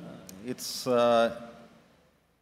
indeed a pleasure and a privilege for me to be here today. Honorable Chief Minister of Karnataka, Honorable Ministers of the State Cabinet, Honorable dignitaries from worldwide, the Chief Secretary of Karnataka, Dr. Kiran Mazumdar-Shaw, Sri S. Gopalakrishnan, Dr. Omkar Rai, dignitaries present here, delegates, exhibitors, members of Vision Group, industry associations, my colleagues from the state government, members of the media. It's a rare privilege to be here, and it's the 21st edition of the Bangalore Tech Summit. It has drawn a lot of attention and participation from India and abroad. Bangalore Tech Summit is a platform to showcase the innovation and technology strengths and opportunities in the state of Karnataka. We today, in the 3-day event, have lined up sessions on various emerging technologies during the 3 days. And it's a matter of pride for us that all conference sessions have been structured and driven by the industry leaders, the vision groups, the industry associations like NASSCOM, ISA, ABLE, TIE, ABAI, and others. I'm sure that the conference sessions will be very engaging for the delegates and the participants. The exhibition would be equally attractive because it showcases the latest of the innovative technologies operational in the state. Indeed, Bangalore is the place where the world assembles to innovate. We are grateful to Honorable Chief Minister for sparing his valuable time to inaugurate the event and giving us such an inspiring message. Sir, please accept a token of gratitude from us for your support to the tech initiatives of the state government.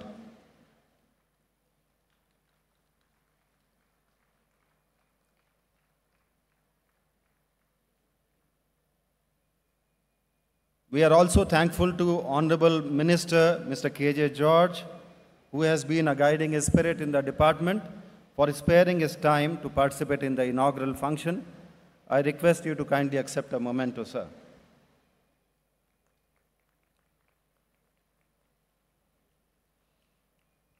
We are also thankful to Honorable Mr. R.V. Deshpande, Honorable Minister for Revenue, Skill Development, Entrepreneurship and Livelihood, Government of Karnataka. He has been the Industry Minister of the state 3 terms, and he has been a guiding spirit behind the industrial and the tech revolution in the state. We are also thankful to Ms. Kate Jones, Honorable Minister for Innovation and Tourism and Industrial Development, Queensland Parliament, Australia. It's a pleasure to have you here. Honorable Alexandre Ziegler, Excellency, the Ambassador of France to India, it's always a privilege to have you here in Bangalore. I've been informed you have visited here 10 times in the last 2 years. It's always a privilege. Thank you very much. Mr. Priyank Kharge, Honorable Minister for Social Welfare, and also the past Information Technology and Biotechnology Minister, under whose guidance we have renomenclature. We have renamed this event as Bangalore Tech Summit last year, and he has always been inspiring us. Thank you very much, sir. Honorable Riho Kruv, Ambassador of Estonia, thank you very much, and we request you to accept a memento. Dr. Kiran Mazumdar-Shaw, the Chairperson and Managing Director of Biocon and Chairperson of Karnataka Vision Group on Biotechnology. A memento for you, Madam. Thank you very much for being here. Sri S. Gopalakrishnan, co-founder Infosys and chairman Exilor Ventures and chairman of the Karnataka Vision Group on Information Technology. He has been always a guide for us. Thank you very much, sir. Sri T.M. Vijay Bhaskar, Chief Secretary, Government of Karnataka. He has been always a pillar of strength for us, and we thank you for your presence here for the inaugural and for giving the welcome address, sir.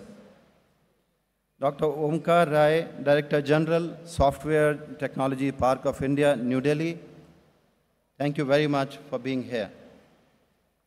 I, on behalf of all in the state government, wish you all the delegates, speakers, and participants a very exciting and pleasant time at the summit. Thank you.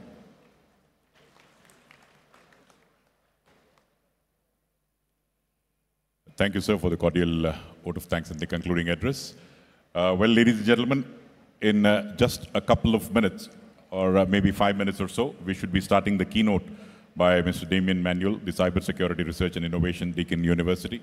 We'd like to express our sincere gratitude for all of you for being a part of the inaugural session. Thank you very much. And do stay back in the seats. If some seats are vacant, audience at the back can occupy the seats in the front.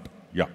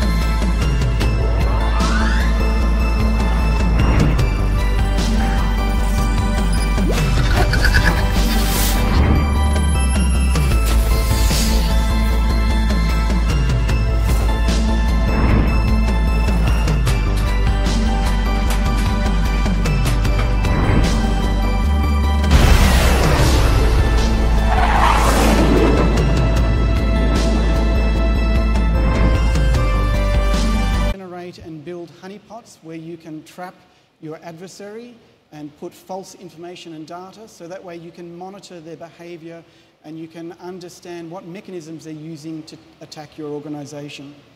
The other deception technology is a mechanism where the system will provide false information to malware, thereby preventing malware from actually running or executing. Another technological innovation area is AI and machine learning. Machine learning is used to improve and automate processes. The human is still in the loop at the moment, and there are some countries that are looking to explore taking AI to the next level. For example, in the UK, the National Data Analytics Solution is a solution that they want to develop to look at pre-crime, to use artificial intelligence to tell when someone's going to commit an actual crime before it actually occurs. IoT, the Internet of Things, which is about connecting billions and billions of devices together, whether it be sensors, lights, power points, kitchen appliances, etc. IoT is the network of networks.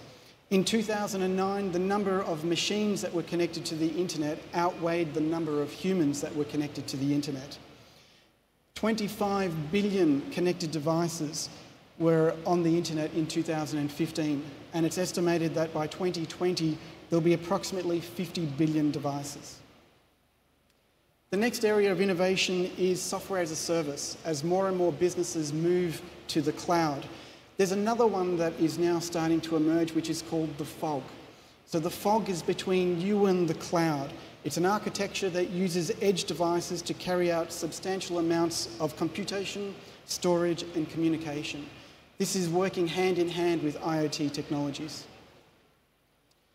So let's have a look at some of the challenges that businesses have to deal with on a day-to-day basis, including governments and including people at home and our loved ones. So some of the challenges are a talent shortage in the market. There's not enough cybersecurity people to meet current demands.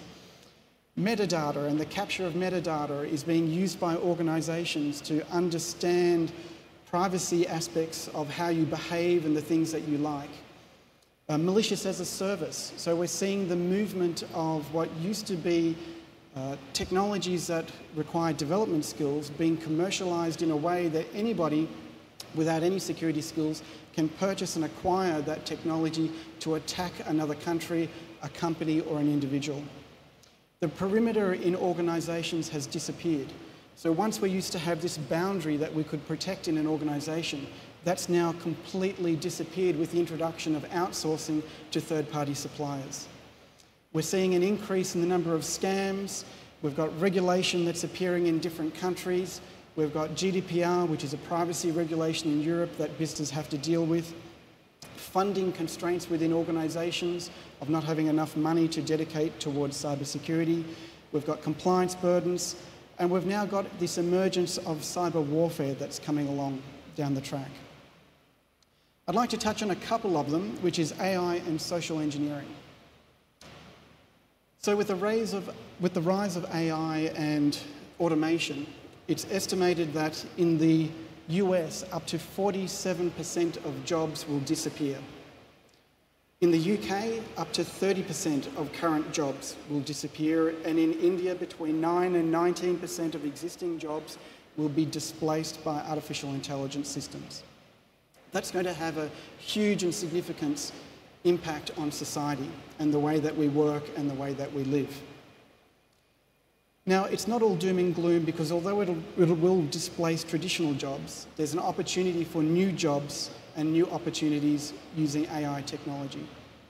AI currently isn't at the point where it can displace humans today. It still has a long way to go in terms of maturing as a technology. We can train a system, for example, to recognise when a human falls and build an AI model to look at that. But then as soon as the human lays on the ground, the AI system thinks that they're now a dog. So there's this correlation problem between the amount of input that we put into AI systems and the length of training. So AI is nothing to be afraid about at this point in time, but we do need to take consideration of the impact it'll have on society as we move forward and as the technology improves. One of the other sort of big challenges that businesses need to face, as well as consumers, is that 91% of cyber attacks begin with a phishing email. This is an email designed to trick people into sharing their passwords or trick people into opening a document which has got malware embedded in it, or to go to a website which then pushes malware down to your system. Often these documents and their malicious content is not detected by traditional AV. The average user within an organisation, 4% of people within an organisation will click on a phishing email campaign. The average person will experience 16 phishing email campaigns per month. And this is the #1 attack vector because it works and it's cheap and it relies on tricking individuals. A number of people will see phishing scams, which will be associated with needing to pay tax, late fines from police. It'll be fraud scams associated with you've received a package which you need to log into this website to complete the delivery of the package. These are all things that are using the psychological aspect to trick people to click on the links. The other area that's rapidly increasing is what's called fake billing scams. So there's been a 46% increase in this type of attack on organisations. And it has two different aspects. So one aspect is it'll act as a traditional phishing email, trying to trick people into supplying banking credentials. And the other aspect is the attackers will attack two businesses and will compromise the email system in one of those parties and then use that compromised email system to transmit new banking details. Unknown to the other company, they'll receive those updated banking credentials and they'll pay bills into those new accounts, which are the accounts of the criminals. So this is quite common and is on the rise. The other thing that I wanted to touch on was the number of breached accounts that are occurring. So currently to date, as of the 27th of this month, 5.5 billion user accounts have been compromised across the globe. Now, why is this important? It's important because users often will have a single password that they use at work, and it's the same password that they'll use on social media. So you can see here, LinkedIn had a breach, and 164 million user accounts were stolen. So the data associated with those accounts can now be used by criminals to try and exploit other systems that those individuals had access to. Aside from attacking the accounts and using that information, there's also a rich data source of personal information. So people's birthdays, their address, sometimes their health records, and that's often used by criminal syndicates and gangs to build a profile to extort people and conduct blackmail on high-profile executives. So this is quite a concern to a number of organisations as well. So who do I worry about the most? Well, there's a number of different groups to look at. You've got the creative exploiter, the script kiddies, you've got hacktivists, you've got terrorist organisations, you've also got the trusted insider, cybercriminal syndicates and gangs, as well as governments. In governments, we often refer to them as nation states. So if I look at, for example, the trusted insider, you've got three different categories from the trusted insider perspective. You've got negligence, which accounts for roughly 1/3 of all security breaches, where people were doing the wrong things because they weren't trained. And then you've got the malicious insider or the ethical insider. So a classic example of the ethical insider is Edward Snowden, who stole a lot of information from the US government and published that through WikiLeaks. I've listed there the different motivations from all the different groups, and some of them range from curiosity, just wanting to break into a system to see if they can, to others that are looking to break into a system for political reasons, ideological reasons, some to extort money and steal IP, and others are for control. The ones that I really worry about the most, though, are the trusted insider, cybercrime gangs, and nation states or governments. Terrorism is going to be an emerging area that we need to watch over the next few years, because as we're seeing more and more of these hacking tools become a commercial commodity that you can buy, it'll be very, it'll move to a point where terrorist organisations will be acquiring that technology and using that for their own purposes. So I want to have a look at a few examples of government cyber attacks and why we should be concerned about them. So GRU, which is the main intelligence directorate for Russia, has been active in a number of attacks recently. And one of the things that I want you to consider is, why are they attacking these organisations? So one is the Organisation for the Prohibition of Chemical Weapons, and then two anti-doping agencies around the world, one in the US and one in Canada. So the reason they're attacking these organisations is for political gain. So the very first one had to do with finding out what kind of information UK intelligence had on the recent attack against an ex-KGB agent in the UK. That was the gentleman and his daughter. With the anti-doping one, obviously it was because the Russian Olympic Committee is embroiled in a little bit of a scandal where a number of their athletes had been doping. Then you've got other countries like North Korea, the RGB, Reconnaissance General Bureau for North Korea Clandestine Operations. They'll conduct attacks for a number of purposes. One is to raise funds. So in the Bangladesh bank attack, they managed to raise $81 million in funds for North Korea. With the Sony Pictures Entertainment one, it was to try and stop the release of a movie called The Interview, which was a comedy movie about their leader.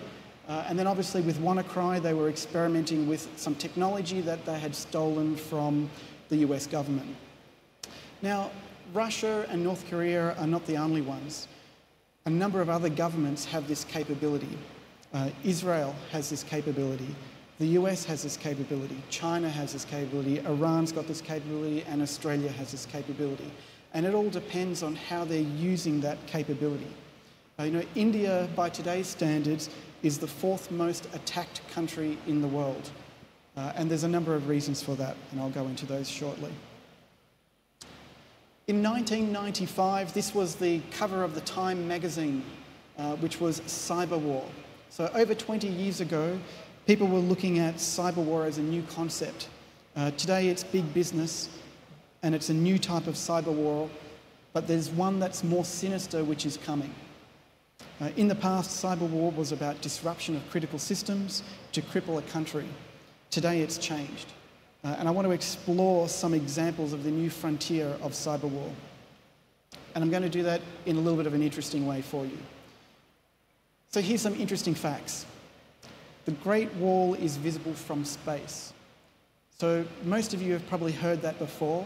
I grew up as a kid always being told that the Great Wall of China was a man-made object that was visible from space. Something else that I was told as a kid, Mount Everest is the tallest mountain from the base to the summit. So these are all facts that we sort of take for granted and know. Giraffes are mammals that can't jump because they're so big and tall that they just simply can't jump. Eggplant, okra, and tomatoes are fruits. I knew that tomatoes were, but I didn't know about eggplant and okra.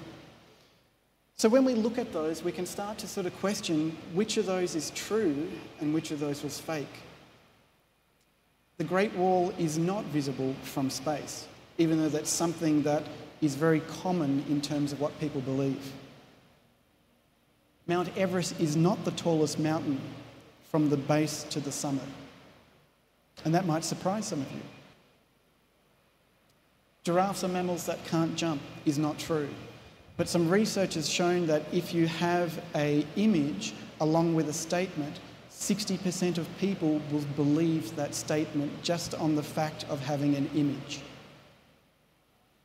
Eggplant, okra, tomatoes are fruit. So some of you might have said, yes, that's correct, because you would have known one of them and then automatically guessed the answer because one was correct, so therefore all the others might be correct. So just to prove some of that, here's an image of Earth from space, taken from the space station, using a digital camera with a telephoto zoom, so not with the naked eye. And in that I've cleared up the resolution, and those arrows indicate where the Great Wall is. So very clearly you can see that the Great Wall of China is not visible from space. Everest is only 5,200 metres from the base. It is the tallest mountain range in Asia, but it's not the tallest in the world as measured from base to the summit. Kilimanjaro is 5,600 metres from the base to the summit and is the tallest in Africa. Mauna Kea is 10,200 metres from the base to the summit, and that's the tallest in the world. Yet if you ask the average person would insist that it's Everest. So the key there was the tallest from the base to the summit. Mount Everest is the tallest from an altitude perspective. So it's the highest from an altitude, but not the tallest from a base to the summit. So you can see how information can be easily manipulated. Elephants, sloths and hippos and rhinos are land mammals that can't jump, not giraffes. So that was an example of cyber-enabled information influence and warfare manipulation. So this is the new version of cyber warfare, which is more sinister than attacking a power grid in another country. This is the kind of manipulation which resulted in the meddling of the 2016 US elections that resulted in President Trump being elected. And this is a foreign country, Russia, influencing the political outcome of the US through this type of mechanism. Now there's another type that's coming very soon, and it's called the rise of the deep fake. So I've got a video that I'm going to ask them if they can play down the back. Can you cue the video, please? And watch very carefully when they play this video.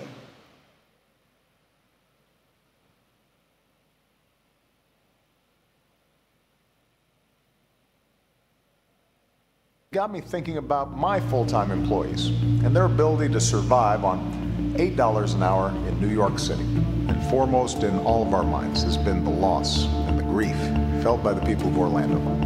Most of us don't get our health care through the marketplace. We get it through our job or through Medicare or Medicare. And what you should know is that thanks to the Affordable Care Act, your coverage is better today than it was before. Women can get free checkups, and you can't get charged more just for being a woman. To give his employees all together to pass a common, there's a bill that would boost America's very, very hard times. Some progress, at least within the small confines of the legal community. I think it's real important. Here we go. President Barack Obama, when you're giving a speech, make sure you use a lot of pauses. America's businesses have created 14.5 million new jobs over 75 straight months.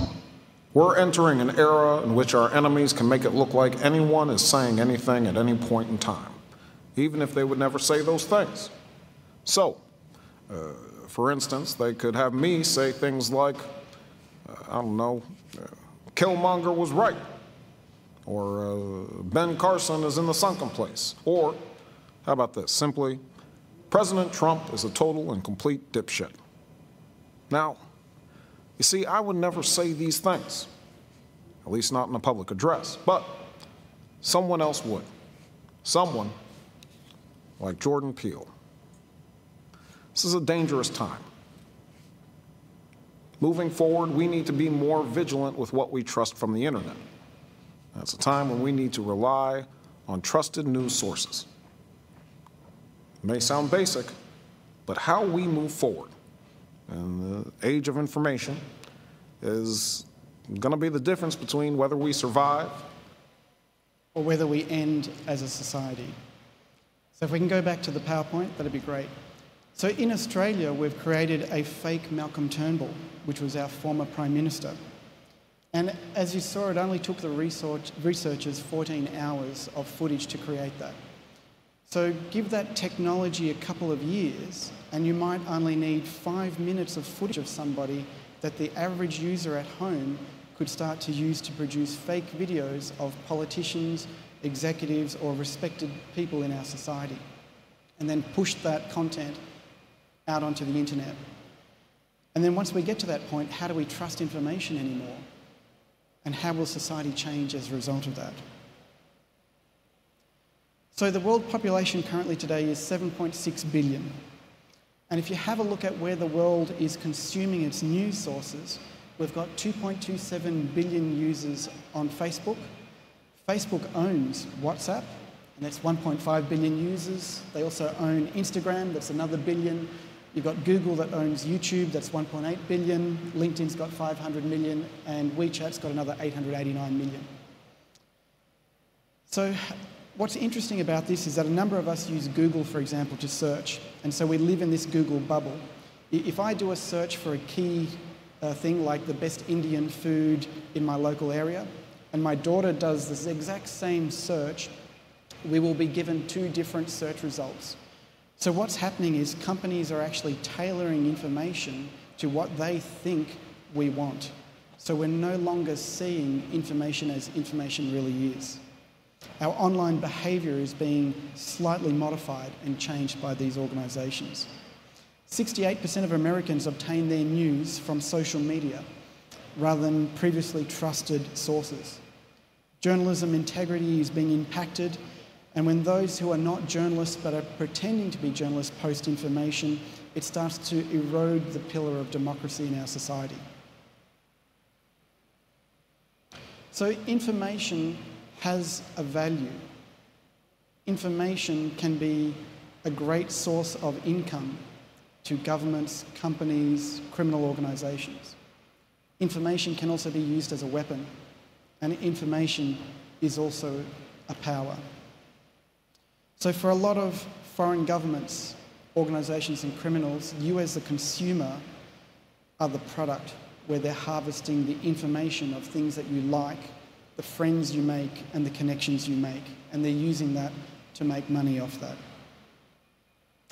So what can business do to protect itself from these various cybersecurity threats?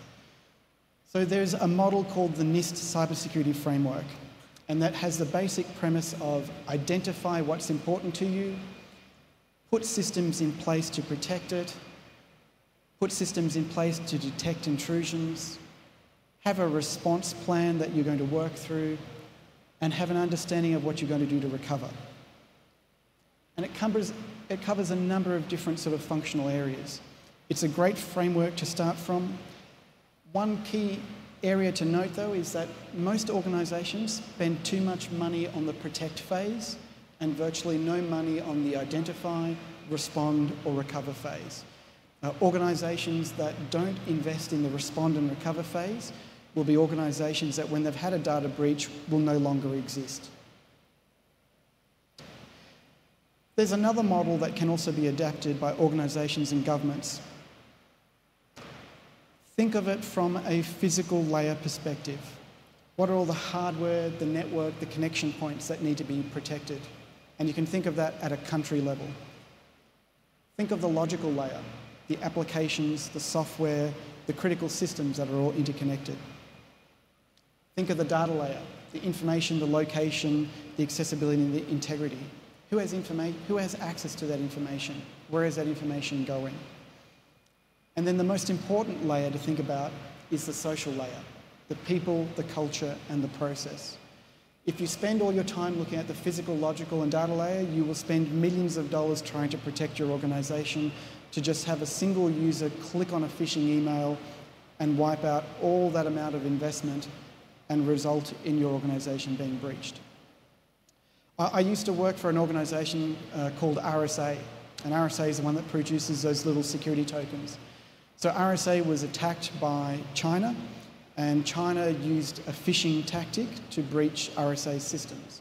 That resulted in the company having a loss of about $90 million as a result of that one individual clicking on that email. So it's very important to train your people and focus on that social layer. The other thing that's really important to note is that cybersecurity is what we have today, but a lot of people need to move to cyber resilience. So cybersecurity we can think of as all the firewalls that we put in place, all the controls and all the systems, but we need to move to a system and a point where we have cyber resilience, we have plans of how to recover, we have high availability systems. So again, you can see that there needs to be this shift in the move, and it's a great opportunity to start innovating in that cyber resilience space as well. I want to share with you sort of two quotes that are really sort of important when I think about cybersecurity, and that is the most successful people in life are generally those who have the best information. So that was a former PM of the UK. And the other quote that is really interesting is, "The supreme art of war is to subdue the enemy without fighting." And that is really critical from a cybersecurity standpoint and perspective. India needs to have the best information at hand, and democracy depends on critical thinking and ways to defend and defeat fake news. We're at a point in time where, society could go down a path depending on how we react and how we're educated and the systems or processes that we put in place. A lot of countries often think about being attacked by foreign entities, and they often focus on critical infrastructure like the power grid, because if the power grid goes out, manufacturing stops, road transport networks stop. But we also need to expand that thinking and think about other systems that we also need to protect. In Australia, did you know that if you attack the water system that we have, which is not as protected as the energy system, you can still disrupt transport? And that's because water is key for air conditioning and cooling in a lot of metro tunnels that go underground and a lot of road networks that travel underground as well. So we need to expand our thinking about what it actually means from a cybersecurity perspective to protect as well. So with that, I'll conclude. There are my contact details if you wanted to get in contact with me, if you've got any other sort of questions. And thank you very much. Thank you.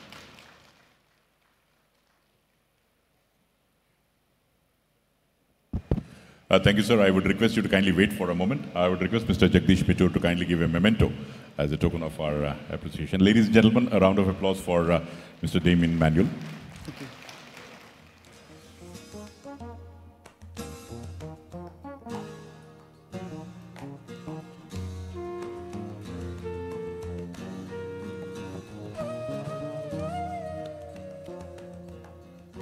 Thank you very much. In the interest of time, the next session we are starting right away.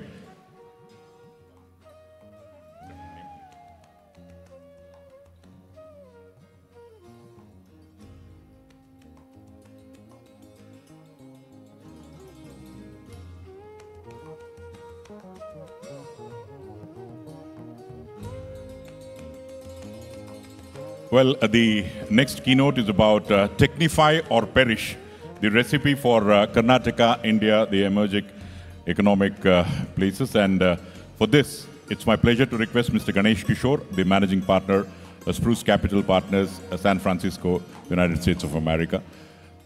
Mr. Ganesh, hearty welcome to you. Swagata nimage Bengaluru. So straight away, it's over to you, sir, in the interest of time. Over to you. Thank you. Well, good afternoon, ladies and gentlemen. Namaskara. ನನ್ನ ಮಾತೃಭೂಮಿಗೆ ಬರುವ ತರಹ ಏರ್ಪಾಡು ಮಾಡಿದ್ದಕ್ಕೆ ಕರ್ನಾಟಕದ ಸರ್ಕಾರಕ್ಕೆ ನನ್ನ ಹಾರ್ದಿಕ ಕೃತಜ್ಞತೆಗಳು. Let me start with a statement that one of the founding fathers of the United States made, and then link it to the statement that Sir M. Visvesvaraya made about 100 years ago. Sir Benjamin Franklin said the best investment is actually in knowledge because the returns actually are paid with interest. In order for technology, in order for knowledge to actually sustain itself and thrive, it is essential that we also have the societal freedom to operate.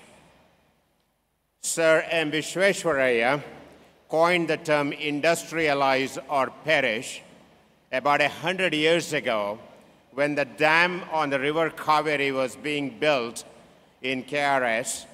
At that point of time, there were a number of objections to building of the dam because nobody wanted to tame the river Kaveri. If the dam had not been built, it would not have enabled agriculture, sugar production, and a lot of other agricultural activities that are occurring in this state. He also laid the foundation for the banking system of this country, for the manufacturing system in this state, etc., etc.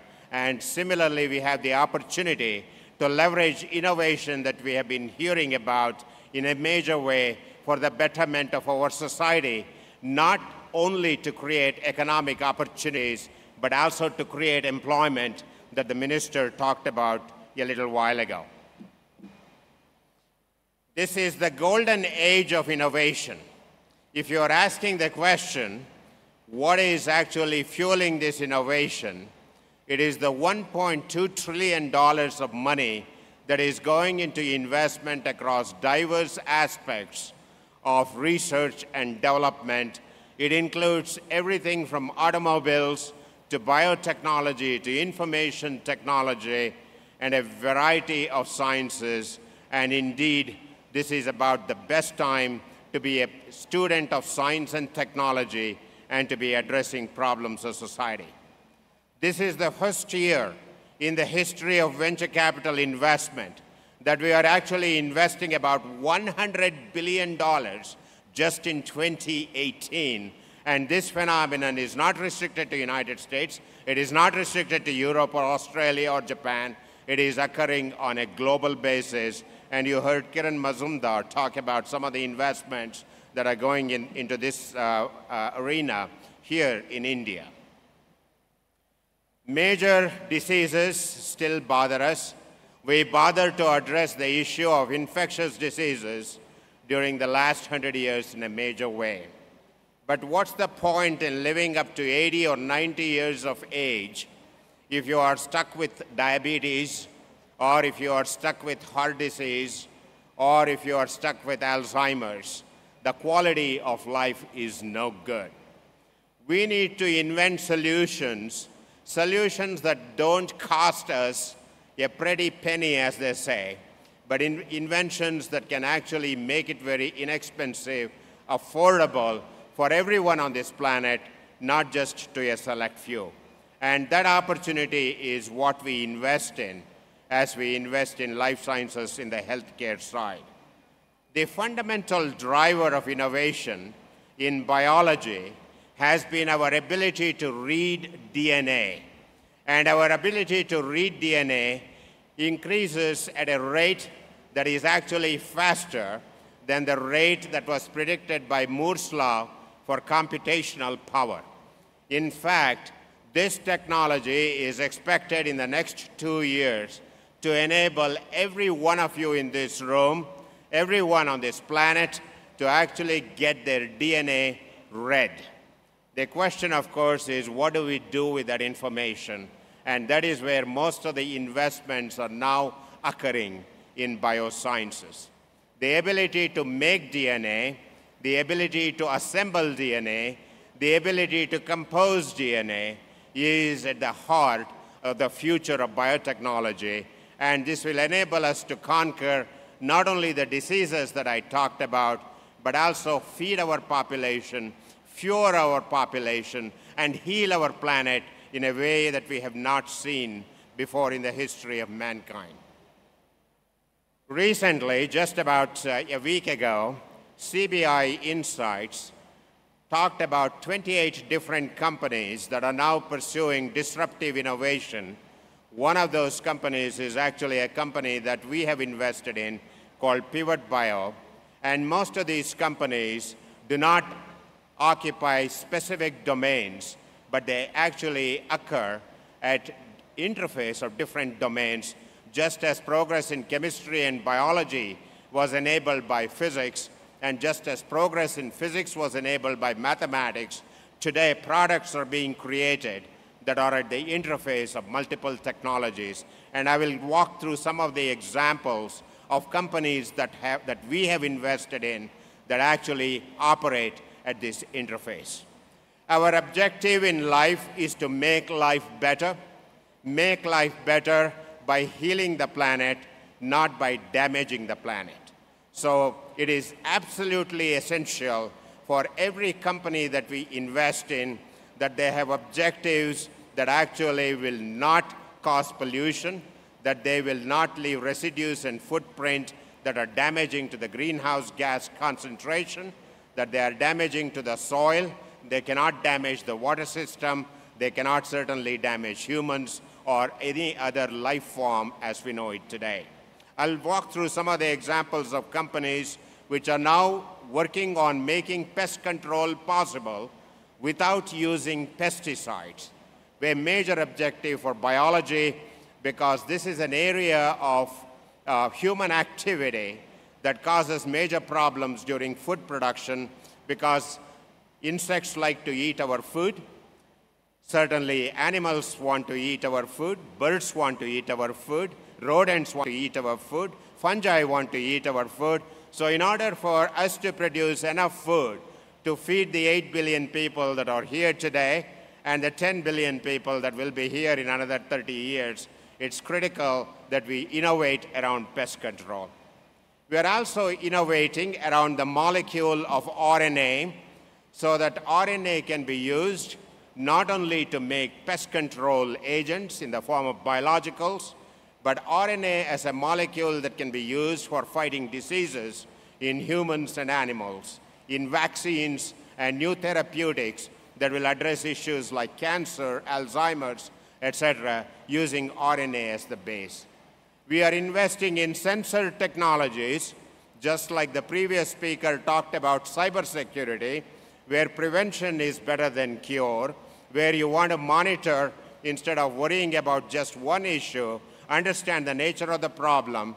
We want sensors to tell us what types of issues we want to deal with, and we are investing in those types of companies. We are investing in the microbiome.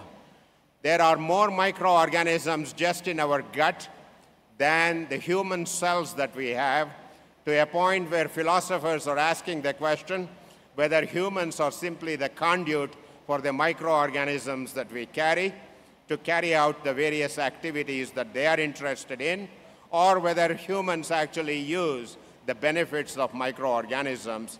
It is a symbiotic relationship, and we need to nurture this, and that is true for not only humans, but also plants, and I'll give you some examples of those. And finally, in agriculture, we have been breeding in agriculture for making sure that everybody has enough calories to eat. I think we can produce enough food today for everybody to have adequate calories. We need to make sure that there are sufficient quantities of nutrients, nutrients like proteins, nutrients like essential fatty acids, micronutrients like vitamins and minerals. These have to be present in adequate concentrations in our food, and we are working towards that. Let me give you some examples of companies in a more detailed manner. One of the companies that we have invested in is a company that is in the business of single-cell DNA editing.